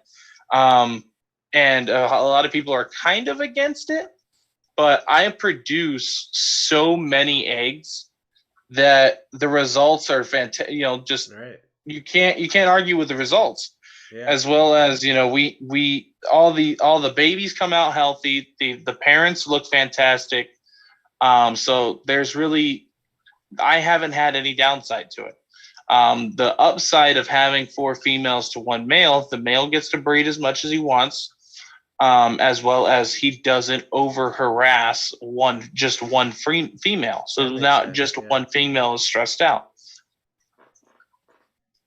Yeah, that makes sense.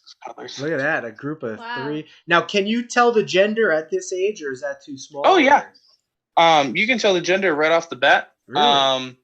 Yep. So this one here is a young male. Come here, buddy. Everybody's going for a free for all. Okay. They are really cute. You go that way. So yeah, let me close the cage so everybody stops trying to free fall. They're all wee. Yeah. They're just trying to dive up. So this guy here, this one's a young male. Okay. The way you tell is if I can get him to turn around. Thank you. I'm going to show your butt to the camera. Okay. Okay. He's being difficult. the back foot there. I don't know if you can kind of see it. Uh-huh. He's got an extra toe coming out of the back of his pad there, Yeah. and that's how he holds on to the females. No This kidding. female doesn't have that back pad like he does. Let's see if I can No get him side by way. side. Never knew that. That's so interesting. Yeah, I you think can the kind of sun see it. comes- Yeah, it's like a the bird sun claw. coming. Yeah, the sun coming through that doesn't help. But talk about making it easy to determine gender for a baby Oh yeah, you can species. tell That's right out the wonderful. egg. Yeah, right out the egg, it makes it so much easier because then you can kind of separate them because you really do have to separate them at a young age because males are actually ready to breed at 4 months old. Really? Yeah. Oh yeah, they're So that basically little mature. thing is going to be breedable in 4 months. It grows that Yeah, fast. 4 months. Yep, they grow that fast. They will breed or they will attempt to breed at 4 months. Females are ready at 6 to 8 months. That's still pretty young. That's Oh still yeah, pretty I young. mean it's crazy now. Granted, I don't breed them until they're about a year old or at least up to size. That's just personal preference. But for them to be ready to go at this age or like at that age, and I mean, it's probably because of the such a short lifespan. Yeah, yeah. As well as I mean, they lay upwards to over 70 eggs Right. at one time, and each female will lay.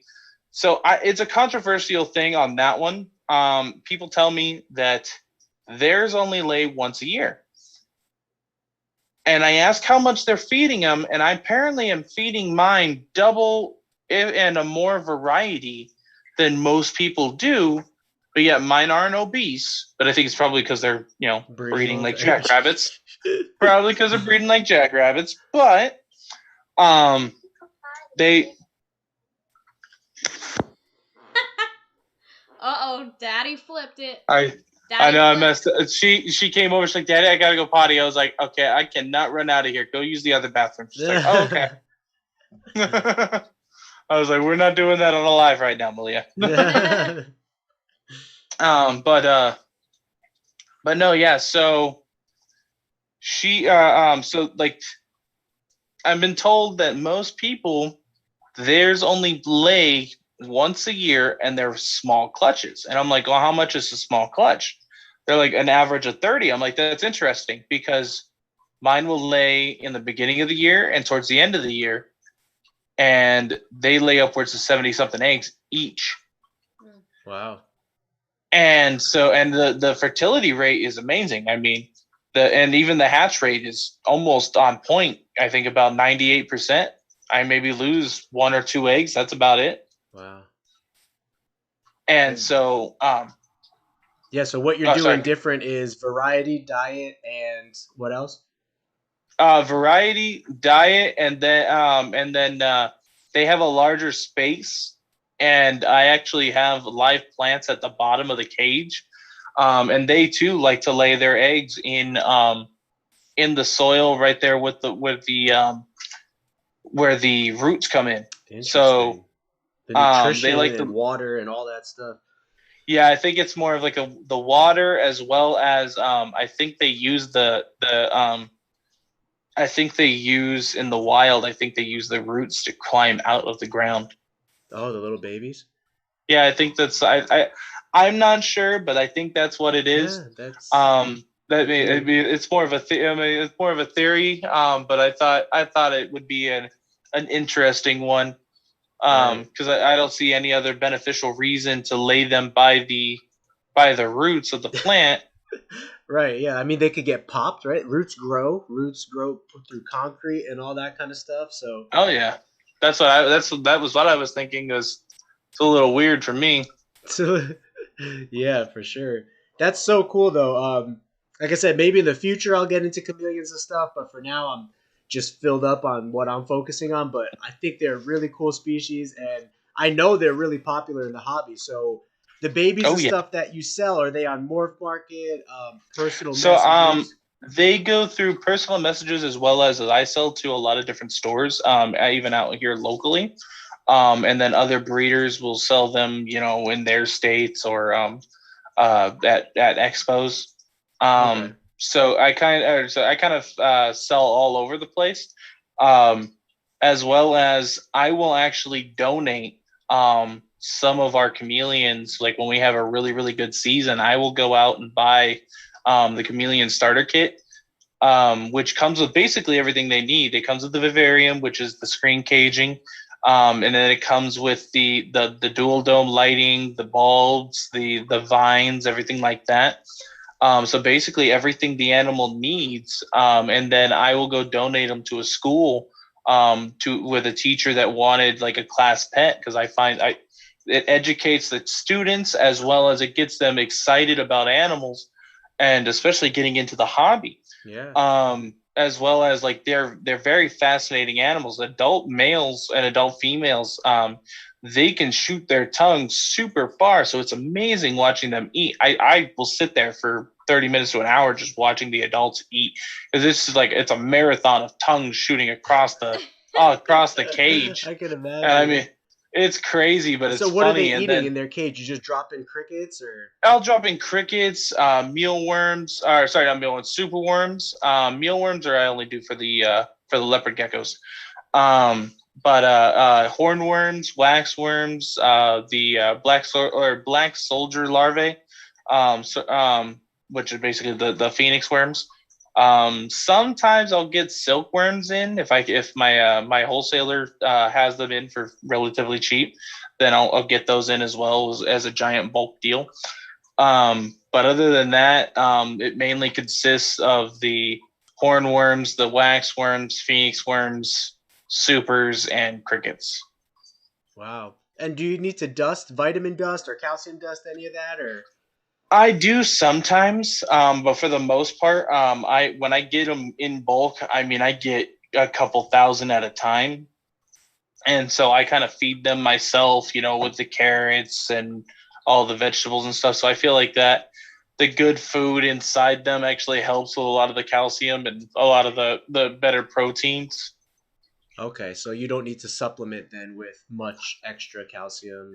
Yeah, like sometimes I'll dust them a little bit, like the crickets. But for the most part, I don't dust anything else. Okay, cool.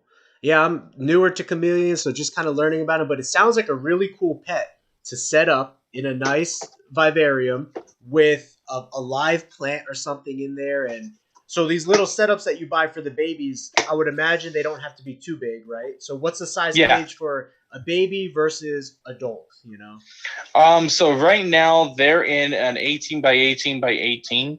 And I use for babies, I grow them up in glass cages. The reason I do that is, like I said, they're started on pinhead crickets and flightless fruit flies. If I put them in a screen cage with that, they're gonna disperse throughout the wires, and they're gonna only be able to eat anything, right? Yeah, they're not gonna be able to get very much, as to where I'm gonna have to deal with a ton of crickets and flightless fruit flies all over the place.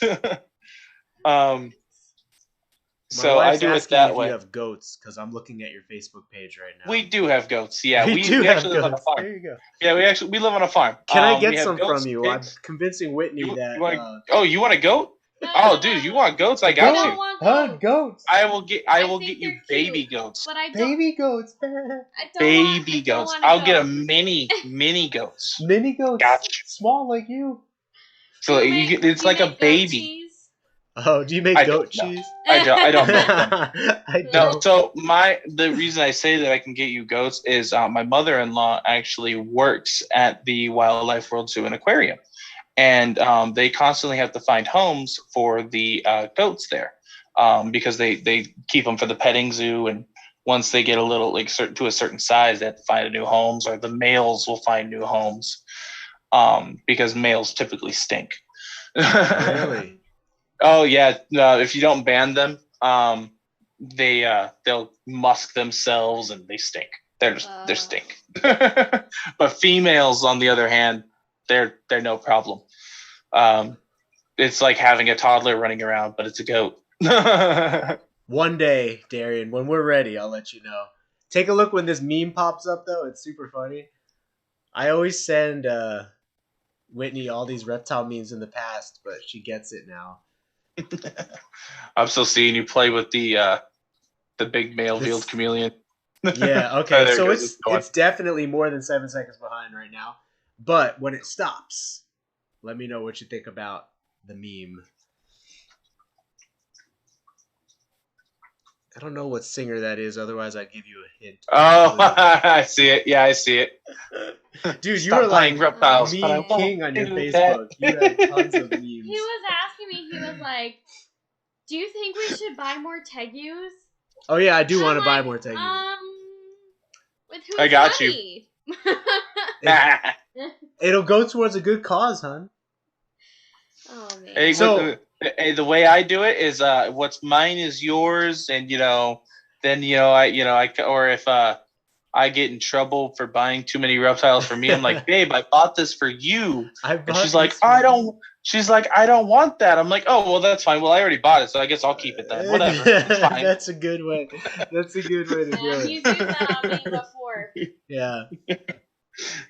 Yeah, I do that all the time.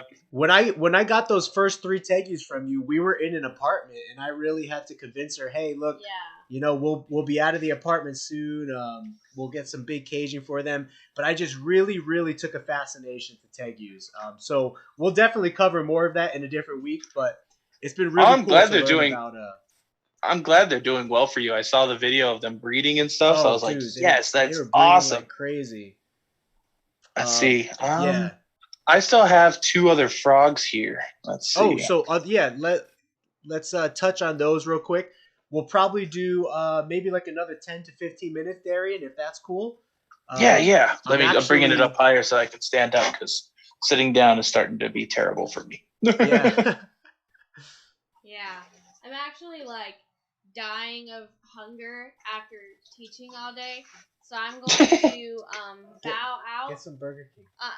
No, I'm just Ooh, Burger King. but I'll Now you're making me hungry. After the stream, you can go get some reward celebration. I wish. I wish. Oh. Well, I would say it was nice to see you again, Darian. Nice to see you guys on the live stream. Please remember the Rodriguez family in your prayers and thoughts, and support Donate if you them can. with reptiles, and yeah, have a great weekend. All right, hon. I'll see you later. I'll see you. He's like, I will see you with Burger King. Oh, I see you right there. Yeah, if you can, hon, Burger King, but don't worry if you can't. Okay. I'll tell everyone that you will not fulfill my Burger King dreams. So this here, I just woke him up and he's like, what is happening? So this here. Oh, can you do the reverse camera thing? The light. Yeah. I'm gonna do it right now. Hold on, let me turn this. Cause the light in the background's killer. Oh, look at that fog machine. You got like a 4. Oh yeah, I've got a big old fog machine for everything here. Oh, you And Jimmy then those rigged are that, all huh? my. Well, so for the most part, yeah, right here in the middle, I Jimmy rigged that. Let's see, let me get this to turn around. And then what's the ultrasounds back there? Those are Lucian and Malia. Oh, super cool. Yeah, look at that guy. That's coming through good. So this is the baby pixie frog. I mean, he's about a couple months old now. But I produced this little guy here. His dad is actually in the tub under him right now. Wow. But I brought him out first because I thought I'd end this with a bang. Now these are the crazy guys that like eat mice and stuff, right? Oh yeah, this one eats little mice. Dude, how does it kill the mouse? I'm so confused. They have teeth. They have teeth. Way. Yeah, right here. Let's see if I can get him to want to open his mouth a little bit. You can see his vampire teeth. Don't bite me. So does it actually have a strong bite then? Oh yeah, that's why I'm like, don't bite me, don't bite me, don't bite me. That's so funny. You're like, Tegu, I don't care, but this guy. Oh yeah, dude. Like he latches on and he bites like the worst spots. He bites like the cuticle. So I'm like, ow. Oh, man, he knows. He'll get like he's gotten like right into my thumb a few times. Okay, so they do have teeth and they actually kill the mouse that Oh way yeah, through... they will crush the body. They crush the head and then they crush the spine. That is intense. And then it's so small, like you would think that it can't fit a mouse in it, but it does, huh? Oh yeah. He'll eat. So like you can kind of see he looks a little deflated, and it's because he's extended himself to be able to eat larger prey items. So right now he's empty. So that's why I'm like, don't bite me, because He's there's like, a your chance thumb he might is a think mouse. your thumb looks very tasty. I today. see that. He's kind of wrinkled a little, or like, yeah. Oh, It's that's just like actually you his said, deflated. That's he looks a little deflated, but also here, let me grab him real quick. Also, he's got this really cool pattern that actually has like these ripples. Oh. And I thought that was really cool, is that he's got that pattern. No, don't fall. Yeah, you can see it. Here you go. I'll put you back. I'm sorry. I'll go mess with your dad then. I'm sorry. These guys are from where? Like what continent or country? If I remember correctly, it's South Africa. Wow. Okay. I believe it's South Africa. I think it's a South African bullfrog. South African bullfrog. So now when most people think of Africa, you don't think of like super wet environment. Are they from a really wet environment, a partial wet No, environment? so what they'll do is they will actually bury themselves in mud or find a water hole, and then the males will also protect the tadpoles. They'll eat the intruders. Wow. They will the mom and the dad will actually make waterways so that way the babies don't dry up in the sun. That's crazy. Yeah, it's really cool. There was a documentary about it. Let's see if I can get this to come So down they use the little resources they have to make it work. Yeah. Now in captivity, do you keep them fairly moist or like a similar muddy environment, or? I keep them moist.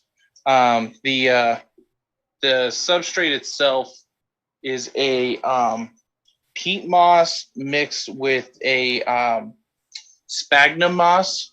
Okay. So Really it keeps cute them molding. yeah, especially when you put heat at the bottom of it. It keeps the whole tub moist. Now let me get this giant out without getting bit. Come here, you. Don't do it, King. So that was a little one you had? Oh, that was his. This is dad to that baby. Oh snap! Oh wow, that thing is Oh man, yeah, I could see some jaw crushing power in that bad boy. He only eats mice or rats. He will not. You try to give him a worm, and he will look at you like, "What are you What are you trying to give me?" No, he just looks at you like the audacity that you have. You fool! How could you? You know what? Like the betrayal. The betrayal. That is so cool looking. But he is huge right now. He's actually being really chill today. Kind of looks like Jabba the Hutt a little bit. There you go. No, I was like, if he mistakes your finger for food, that could be a bad day, right? Oh yeah. Oh, that would suck. You would hear the crunch of my thumb. Would you really? That powerful, huh? His jaws are wicked. So is it muscles that causes that pressure, or is it some kind of elastic band or something like that? A bit of both. They've got I've looked up their jaw structure. They've got like a kind of like an elastic band, but it's mostly just muscle. That's crazy. Like the side of his. Let me see if I can get a turn here. The side of his. Stop it. Don't you bite my thumb. He is totally eyeballing my thumb right now. How about you don't do that? Don't do it. Oh, he almost went for my pinky. And these are also called the Pac-Man frogs? Pixie / No. Pac-Man, No. Completely different species. Oh, okay. All my Pac-Mans are breeding right now, or else I was going to bring one of them out to show the difference. Gotcha. But this guy, he's taking a break because he's already been on all over his women. So I'm giving him a break, even though you can't tell, he's lost any weight. Sorry. I was gonna say, is that like body fat or muscle, or what is his size? Oh, that's all fat. He's just fat. Okay, that's all they are. They probably use that because they need the moisture content and stuff, right? Like being from. Yep, they need to absorb the water. Now, what's cool is I've handled him multiple times to where Don't you jump from me. Yeah, He get doesn't caught. get too mad about me handling him, and he doesn't try to pee on me as much, because Okay, that's nice. their first line of defense is to pee on you, because Gotcha. you try to eat them, you get pee in your mouth, you're gonna want to spit it out. Yeah, you might think twice about that meal. So I'm trying to get him to sit still to show his orange armpits. I don't know if that's coming through on the camera very much. Orange. So your pinky's kind of in the way of his armpit right there, but I see a Yeah. yellow underbelly, like a yellow under jaw. I guess I see a little Oh yeah. oranging around the pit. Yeah. Yeah, he's got that little. He's not as very bright as most. There you go. Yeah. Oh no, you're just gonna turn towards me. That's cool. It's cute Please though. don't bite me. Is that like a musking you're saying for the armpit? Like they have a way of. Oh, that's how you can actually sex the difference Oh, okay. between males and females. So females don't have that orange armpits as the males do, so they're sexually dimorphic. Wow. But if you see on the side of his face here, please don't bite me. That is all muscle and his jaw. Yeah. And then if you look at the top right there, you can see like the two white pieces kind of coming up on his face. Yeah. That's where the teeth actually rest inside of the upper jaw. Oh, really?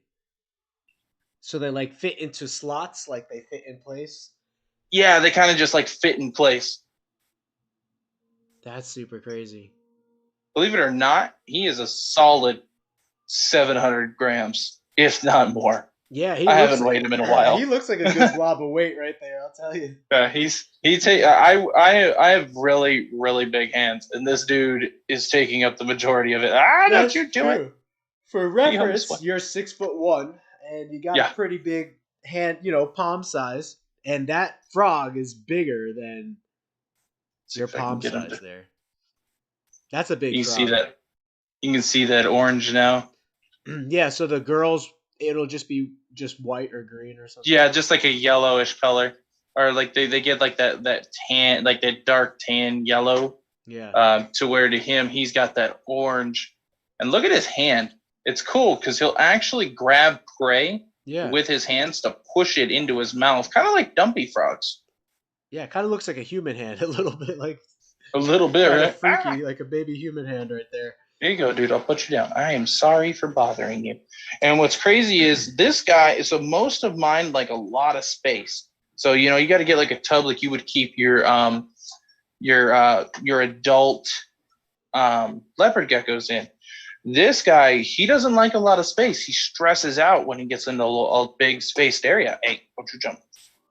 So he likes being in a shoebox tub. He doesn't move very much. He makes his own hole, and he just chills in it. He doesn't like when I put him in big space. He will go off food. He won't want to eat. He won't want to do anything. Yeah. As to where here he just sleeps all day, and then when you open the tub, the first thought is food. And do they need heat or just room temperature? You're saying is room temperature is fine. But I do give them belly heat. He's on back heat because he's on a separate rack because he doesn't do well in the main enclosures. He doesn't do well, so he prefers being in the smaller, the tighter spaces. And it makes sense to a point. I've talked to a few people about it. They thought it was weird too. I got a lot of weird animals. Well, that just shows how every animal is just a little bit different, right? Some little bit different personalities. Observe your collection, observe your animals, get to know them, and that'll really benefit you in the long run. So what definitely, because if I'd have left him in a large tub, I don't and like not paid attention. To him, like to what he's been eating and what he does, I probably would have not, or he probably wouldn't be here today, because I wouldn't have realized that he's not eating and stuff.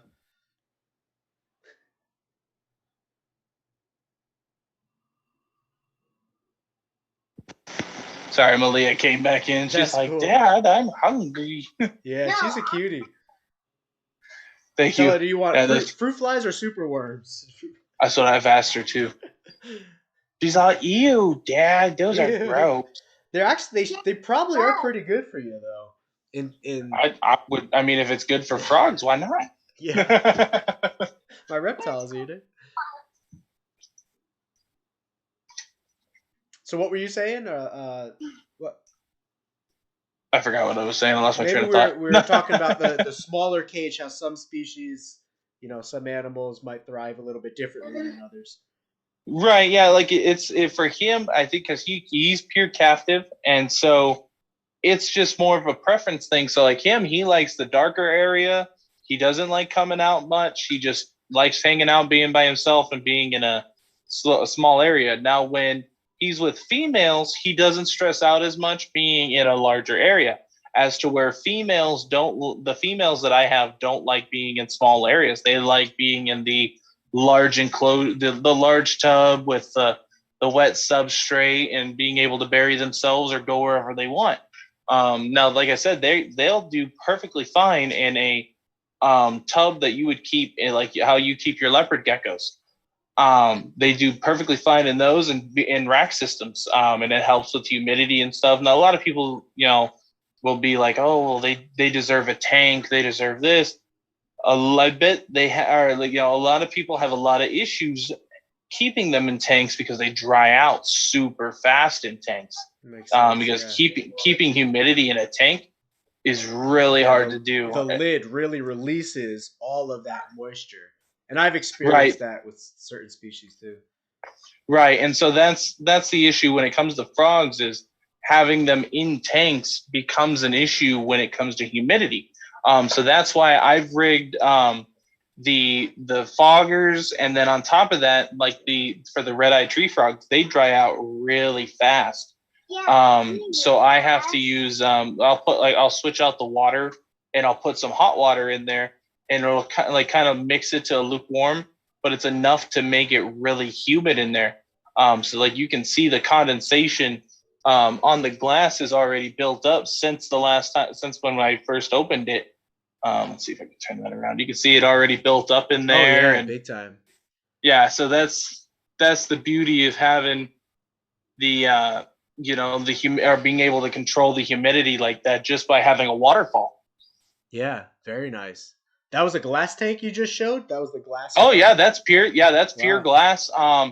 The only reason I have the blue tape and that the side thing is like I said, it's a custom cage. So this was just like an Exoterra, completely blank and bald, but everything in there now is artificial, man built. So it's got some spots in there. Like if you see it on the glass, it looks a little weird to me. You can see like the guts of what it looks like before you actually added all the moss and the grass to it. Yeah. So just to give them more privacy and not see the backside of the original process, I just put that what is it, the fish tank backdrops on the side. Right.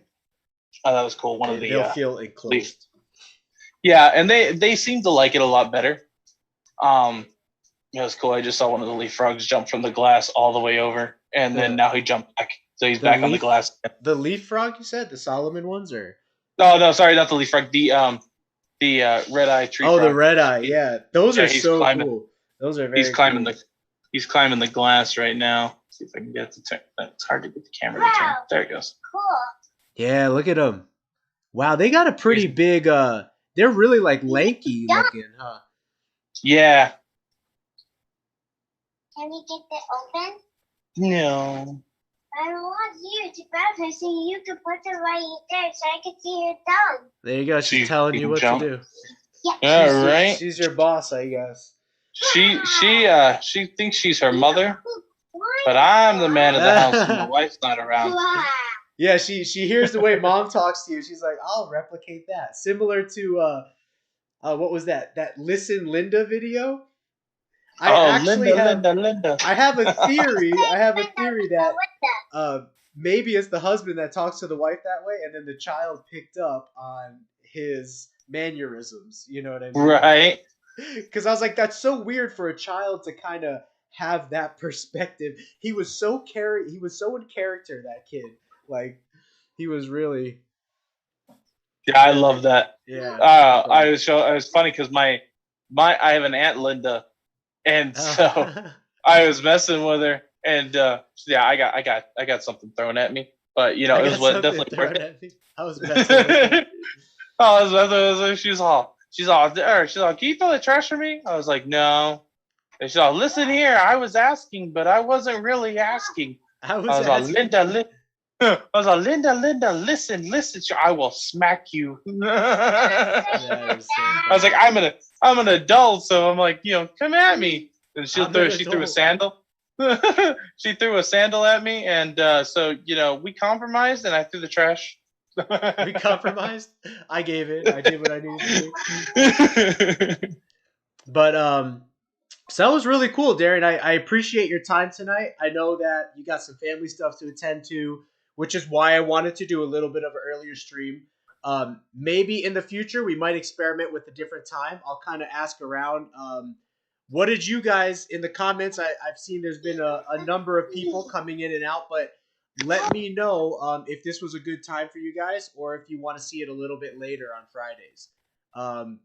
But do you have any words you want to say, Darian, or if you just want to repeat those little donation links or anything before we log on? I just want to say thank you to everybody that came in and, you know, stayed with us and listened to my rants on different animals, and, you know, kind of sat here learning with us, and, you know, and trying to checking in on my son. I definitely appreciate that. You know, it's been rough. If anybody, you know, it's in their heart to want to, you know, donate, definitely can reach out. There's, we accept almost every different way. There's Lucian. If you want to keep up on Lucian's progress, there's his GoFundMe. We try to keep it up to date as much as possible. Just with everything going on, it sometimes gets hard. But you can also follow me on my Facebook or Instagram. We do lives there. Lucian actually makes a guest appearance almost every time. Right now, he was supposed to be here to say hi to everybody because he loves talking to people. He's a social butterfly, this kid. But he sadly, he's in the hospital right now. He just had surgery, finished that surgery today. He got a PICC line. And so hopefully he can start his radiation treatment come Monday, and we can put this all behind us.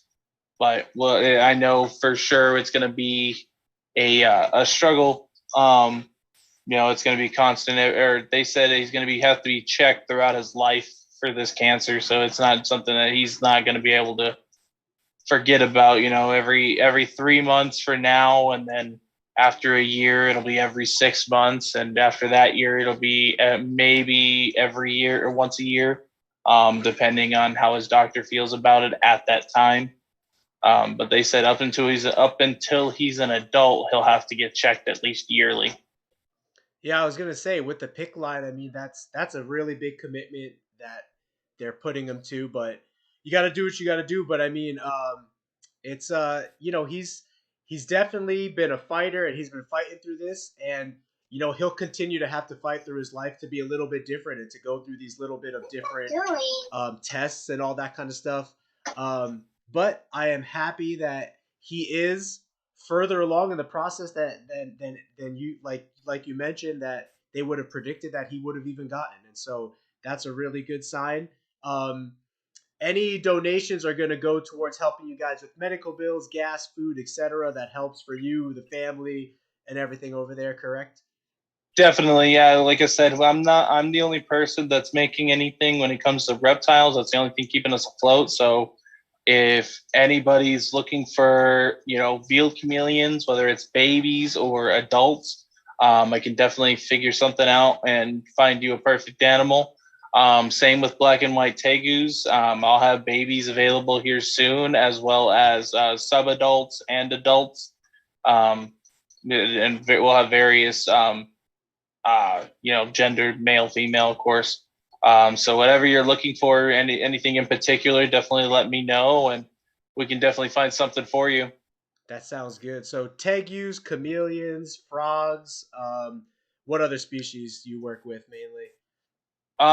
We've got it all. Monitors. I just actually got my very first fertile clutch of Varanus indicus, which is the picture of that big monitor that you put up there on our page. Yeah, the mangrove, right? The mangrove. Yeah, he just fathered his very first fertile clutch of 6 pearly whites. So we're hoping soon we'll be able to have babies of captive bred mangrove monitors. Wow, okay. I'm going to flash a picture of them before we log off here. But mangroves are super cool. They don't get very big. They are fairly common in the pet hobby, so they've been around a while. People know how to take care of them. So for mangroves, most of the ones that are in captivity right now are actually wild caught. There's not a lot of people actually work with this species or has actually been successfully able to reproduce them. Oh, so look at that. Pretty cool. My personal friend that actually mentored me to be able to get where I'm at today with mangrove monitors is Kai Pan. He's a great friend. He's an amazing breeder. He's one of the largest breeders that I know of that works with almost strictly mangrove monitors. And I mean, he's got multiple different localities, the different colors. So he does a lot of great work with them. So if it wasn't for him, I probably wouldn't have been able to be able to say, hey, I produce some fertile eggs from this species. So that's why captive bred is so awesome to be able to say that you can produce when it comes to mangrove monitors, because like I said, most of them are brought in wild caught. Wow, that is amazing, bro. Congratulations on that. You got some fertile eggs. Hopefully, maybe she'll have a couple other clutches for you throughout the year. But definitely. But so that's really cool. So thank you for your time today, Darian. Let me go back to the main screen here. But we talked about what was the first animal we talked about? If anyone wants to watch this back or it was the earlier part, Solomon Island leaf. Yeah, so we talked about we started with the Solomon Island leaf frog. Somebody tried calling. Oh, sorry. It's Solomon Island leaf frog, and then the red-eyed one, right? The red-eye green tree frogs, and then the black and white, black and green dart frog. Black and green dart frog. And then we talked about the baby chameleons, right? Yeah, veiled chameleons. And then the pixie. Yep, the pixie frogs. So pixie frog and then big daddy pixie frog. Yes, those 5 different species. If anyone is here now that missed it, we talked about them for the last 2 hours. It was pretty cool. We'll talk to Darian to see if maybe next week, maybe we try a stream from 6 p.m. to 8 p.m. because it looks like more people log on a little bit later, especially on a Friday. But this was a good test run, kind of get to know you. There was, looking at my statistics here, there was over 100 people that chimed in total throughout the stream, like different users. And thank you guys for you guys who are here last or stayed throughout the whole thing. If you want to see any of the previous conversations or topics that we talked about, go back and rewatch this stream. Check out Darian's page on Facebook. It's Rodriguez Reptiles. Instagram, Rodriguez Reptiles, right? Yep, Rodriguez_Reptiles. Rodriguez. For some reason, you always have to do that like dot or underscore to separate it on Instagram. But do you have a YouTube yet, or you'll be starting one? No, we are definitely going to be starting one in the future. I just got a vlogging camera, so we're definitely going to be doing that. I got to get with you because I was going to see if you would like to tag along with us to do private tours of facilities. We're actually in the process of setting up appointments to do a private tour of zoos as well as like Arizona Herpetological Society, things that'd like be that. so cool. Yeah, because they got crocodiles over there and stuff. Yeah, Dude, that and would be so super tight. Yeah. yeah, and so I thought that'd be awesome to get you to go in as well and kind of do a collaboration, and we thought we'd do something like that I'd as love a to, big. man. Yeah. That'd be awesome. Yeah, sounds good. We'll definitely hash out the details. Glad you're getting a YouTube going. I think YouTube is like the education of the future, at least from what I can see for the reptile hobby. It's going to be a huge way for people to visually educate, verbally educate people on reptiles, show them the husbandry and care. So we got to see your setups today, ask you live questions. So that was really cool. And we plan to have Darian back again for next week's fundraiser Friday again, where all of the contributions, the super chats that we make are going to go towards Darian and his family and Lucian to help them, fight against cancer for Lucian, as well as just to help promote your reptile breeding and the species that you work with. So if you have interest in tegus, chameleons, frogs, any reptile species, hit Darian up because he works with a lot of species over there. He's been doing it for a number of years now. Very experienced, great guy. And yeah, any last words, Darian, maybe? I just want to say thank you for everybody that came in and watched the live and has stayed with us this entire time, and at being in the chat as well. Like I said, if anybody would like to donate, you're more than welcome to reach out, and it's all greatly appreciated. All goes towards taking care of Lucian as well, or for hospital bills, as well as at home as well. And if anybody's looking for a specific reptile, more than willing to help out and get you the right reptile that you're looking for, temperament wise and everything else with that. And then if you guys all have the time, we also have our Teespring shop opened up. So if you guys are looking for awesome merch, even to just support Lucian as well, that has our logo in the front. It has the cancer ribbon with Lucian's name on it, right over the heart. And then on the back, it says that we support child cancer awareness. So there's that, and then plenty other, reptile-related shirts, like the Feeling Froggy, the Leap shirt with the red-eyed green tree frog, and a What's few the other. mangrove cute one? Oh, you have a dog. That's cute. Oh, you have a dog. That's cute. I raise dinosaurs. And it has the mangrove monitor on there. The big mangrove monitor male. So I don't know if you can see the screen, Darian. Can you see it on YouTube? The white screen with the description. Yes. So this is the description for anyone who's looking to donate. Ways to donate to Lucian and the Rodriguez family right here. There's a lot of different ways. You can PayPal, Zelle, Cashapp, GoFund, Facebook. Here's that merch store he was just talking about a second ago. And of course, any super chat or super stickers while we are live, we are going to donate 100% of that to Darian and the crew. YouTube does take a larger cut out of these donations than these other platforms. So if you want to give Darian just that larger portion, just hit him up on one of these other donation links. But if you're more comfortable for super chat or super sticker, we here will be donating all that to him that we make off of these live streams. So I think we're going to do this every week for now, right, Darian? As much as you can, you're cool with that? I think as much as we can, yeah. So that's cool. Yeah, we'll get to see Lucian sometimes when he pops in. Malia again, maybe your wife if she pops in, and we're gonna rotate through different species every week and kind of talk about those species, get updates on Lucian, and yeah, just see some cool setups and some cool animals. So I think that's it. Did you have anything else, my man? No, I think I'm good. I just appreciate everybody jumping in, and I appreciate you taking the time and having me on here. Yeah, of course, brother. We will talk more later. I appreciate your time and thank you so much. And we will talk to you soon and see you on next week. All right, brother. See you later. Take it easy, man. Thank you. Peace.